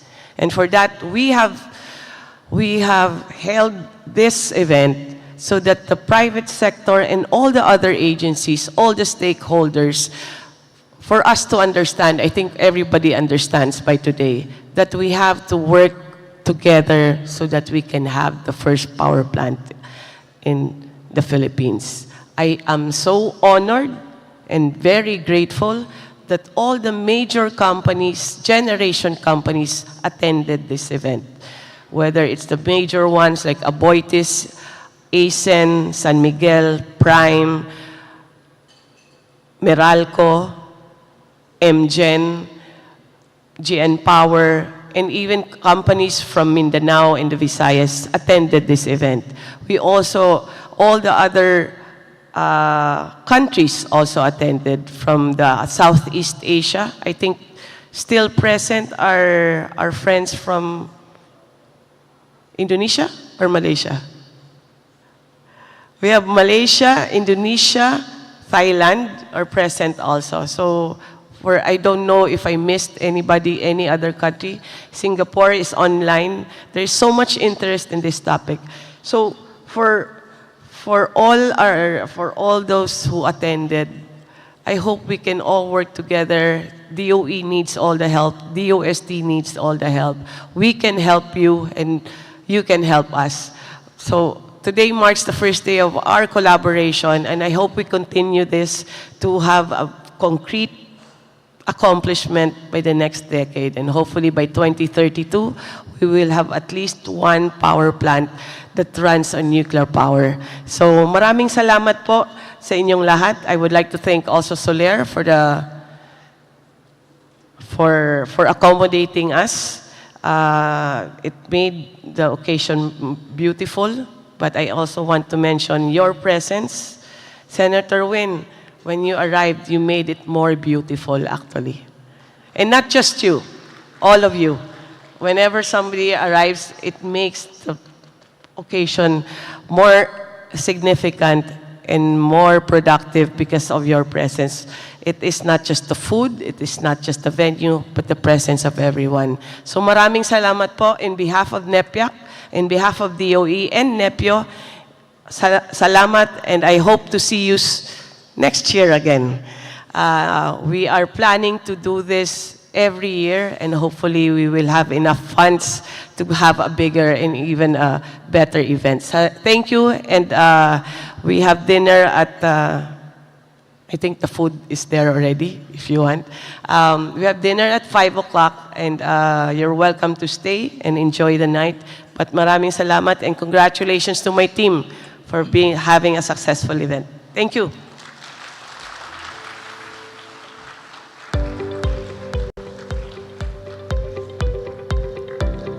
All good news. Thank you so much and congratulations, Undersecretary of DOE, Ma'am Sharon Garin. At this point, we would like to inform everyone who are interested to exchange business cards with the Japanese delegation that they welcome you all for this opportunity. After this announcement, everyone is interested, please proceed to Forum 1B. Again, for those who are interested, you may proceed to Forum 1B. And on that note, the final day of the Philippine International Nuclear Supply Chain Forum, Nuclear Energy Solutions for Sustainable Accelerated Energy Transition for a Secure and Empowered Future, comes to an end. Once again, this has been your host for 3 consecutive days. My name is Jam Ocampo, saying good afternoon, and let's all enjoy the rest of this amazing Friday. On behalf of the Department of Energy, thank you to everyone for your active participation and kind attention. Let's all have a great day ahead. Also, would like to display a QR code on the LED screen. We would appreciate your feedbacks. Kindly scan the QR code that we are going to display in just a few moments. Scan it, and please, we would appreciate your feedback on this 3-day event. Again, thank you so much, and let's all have a great day ahead.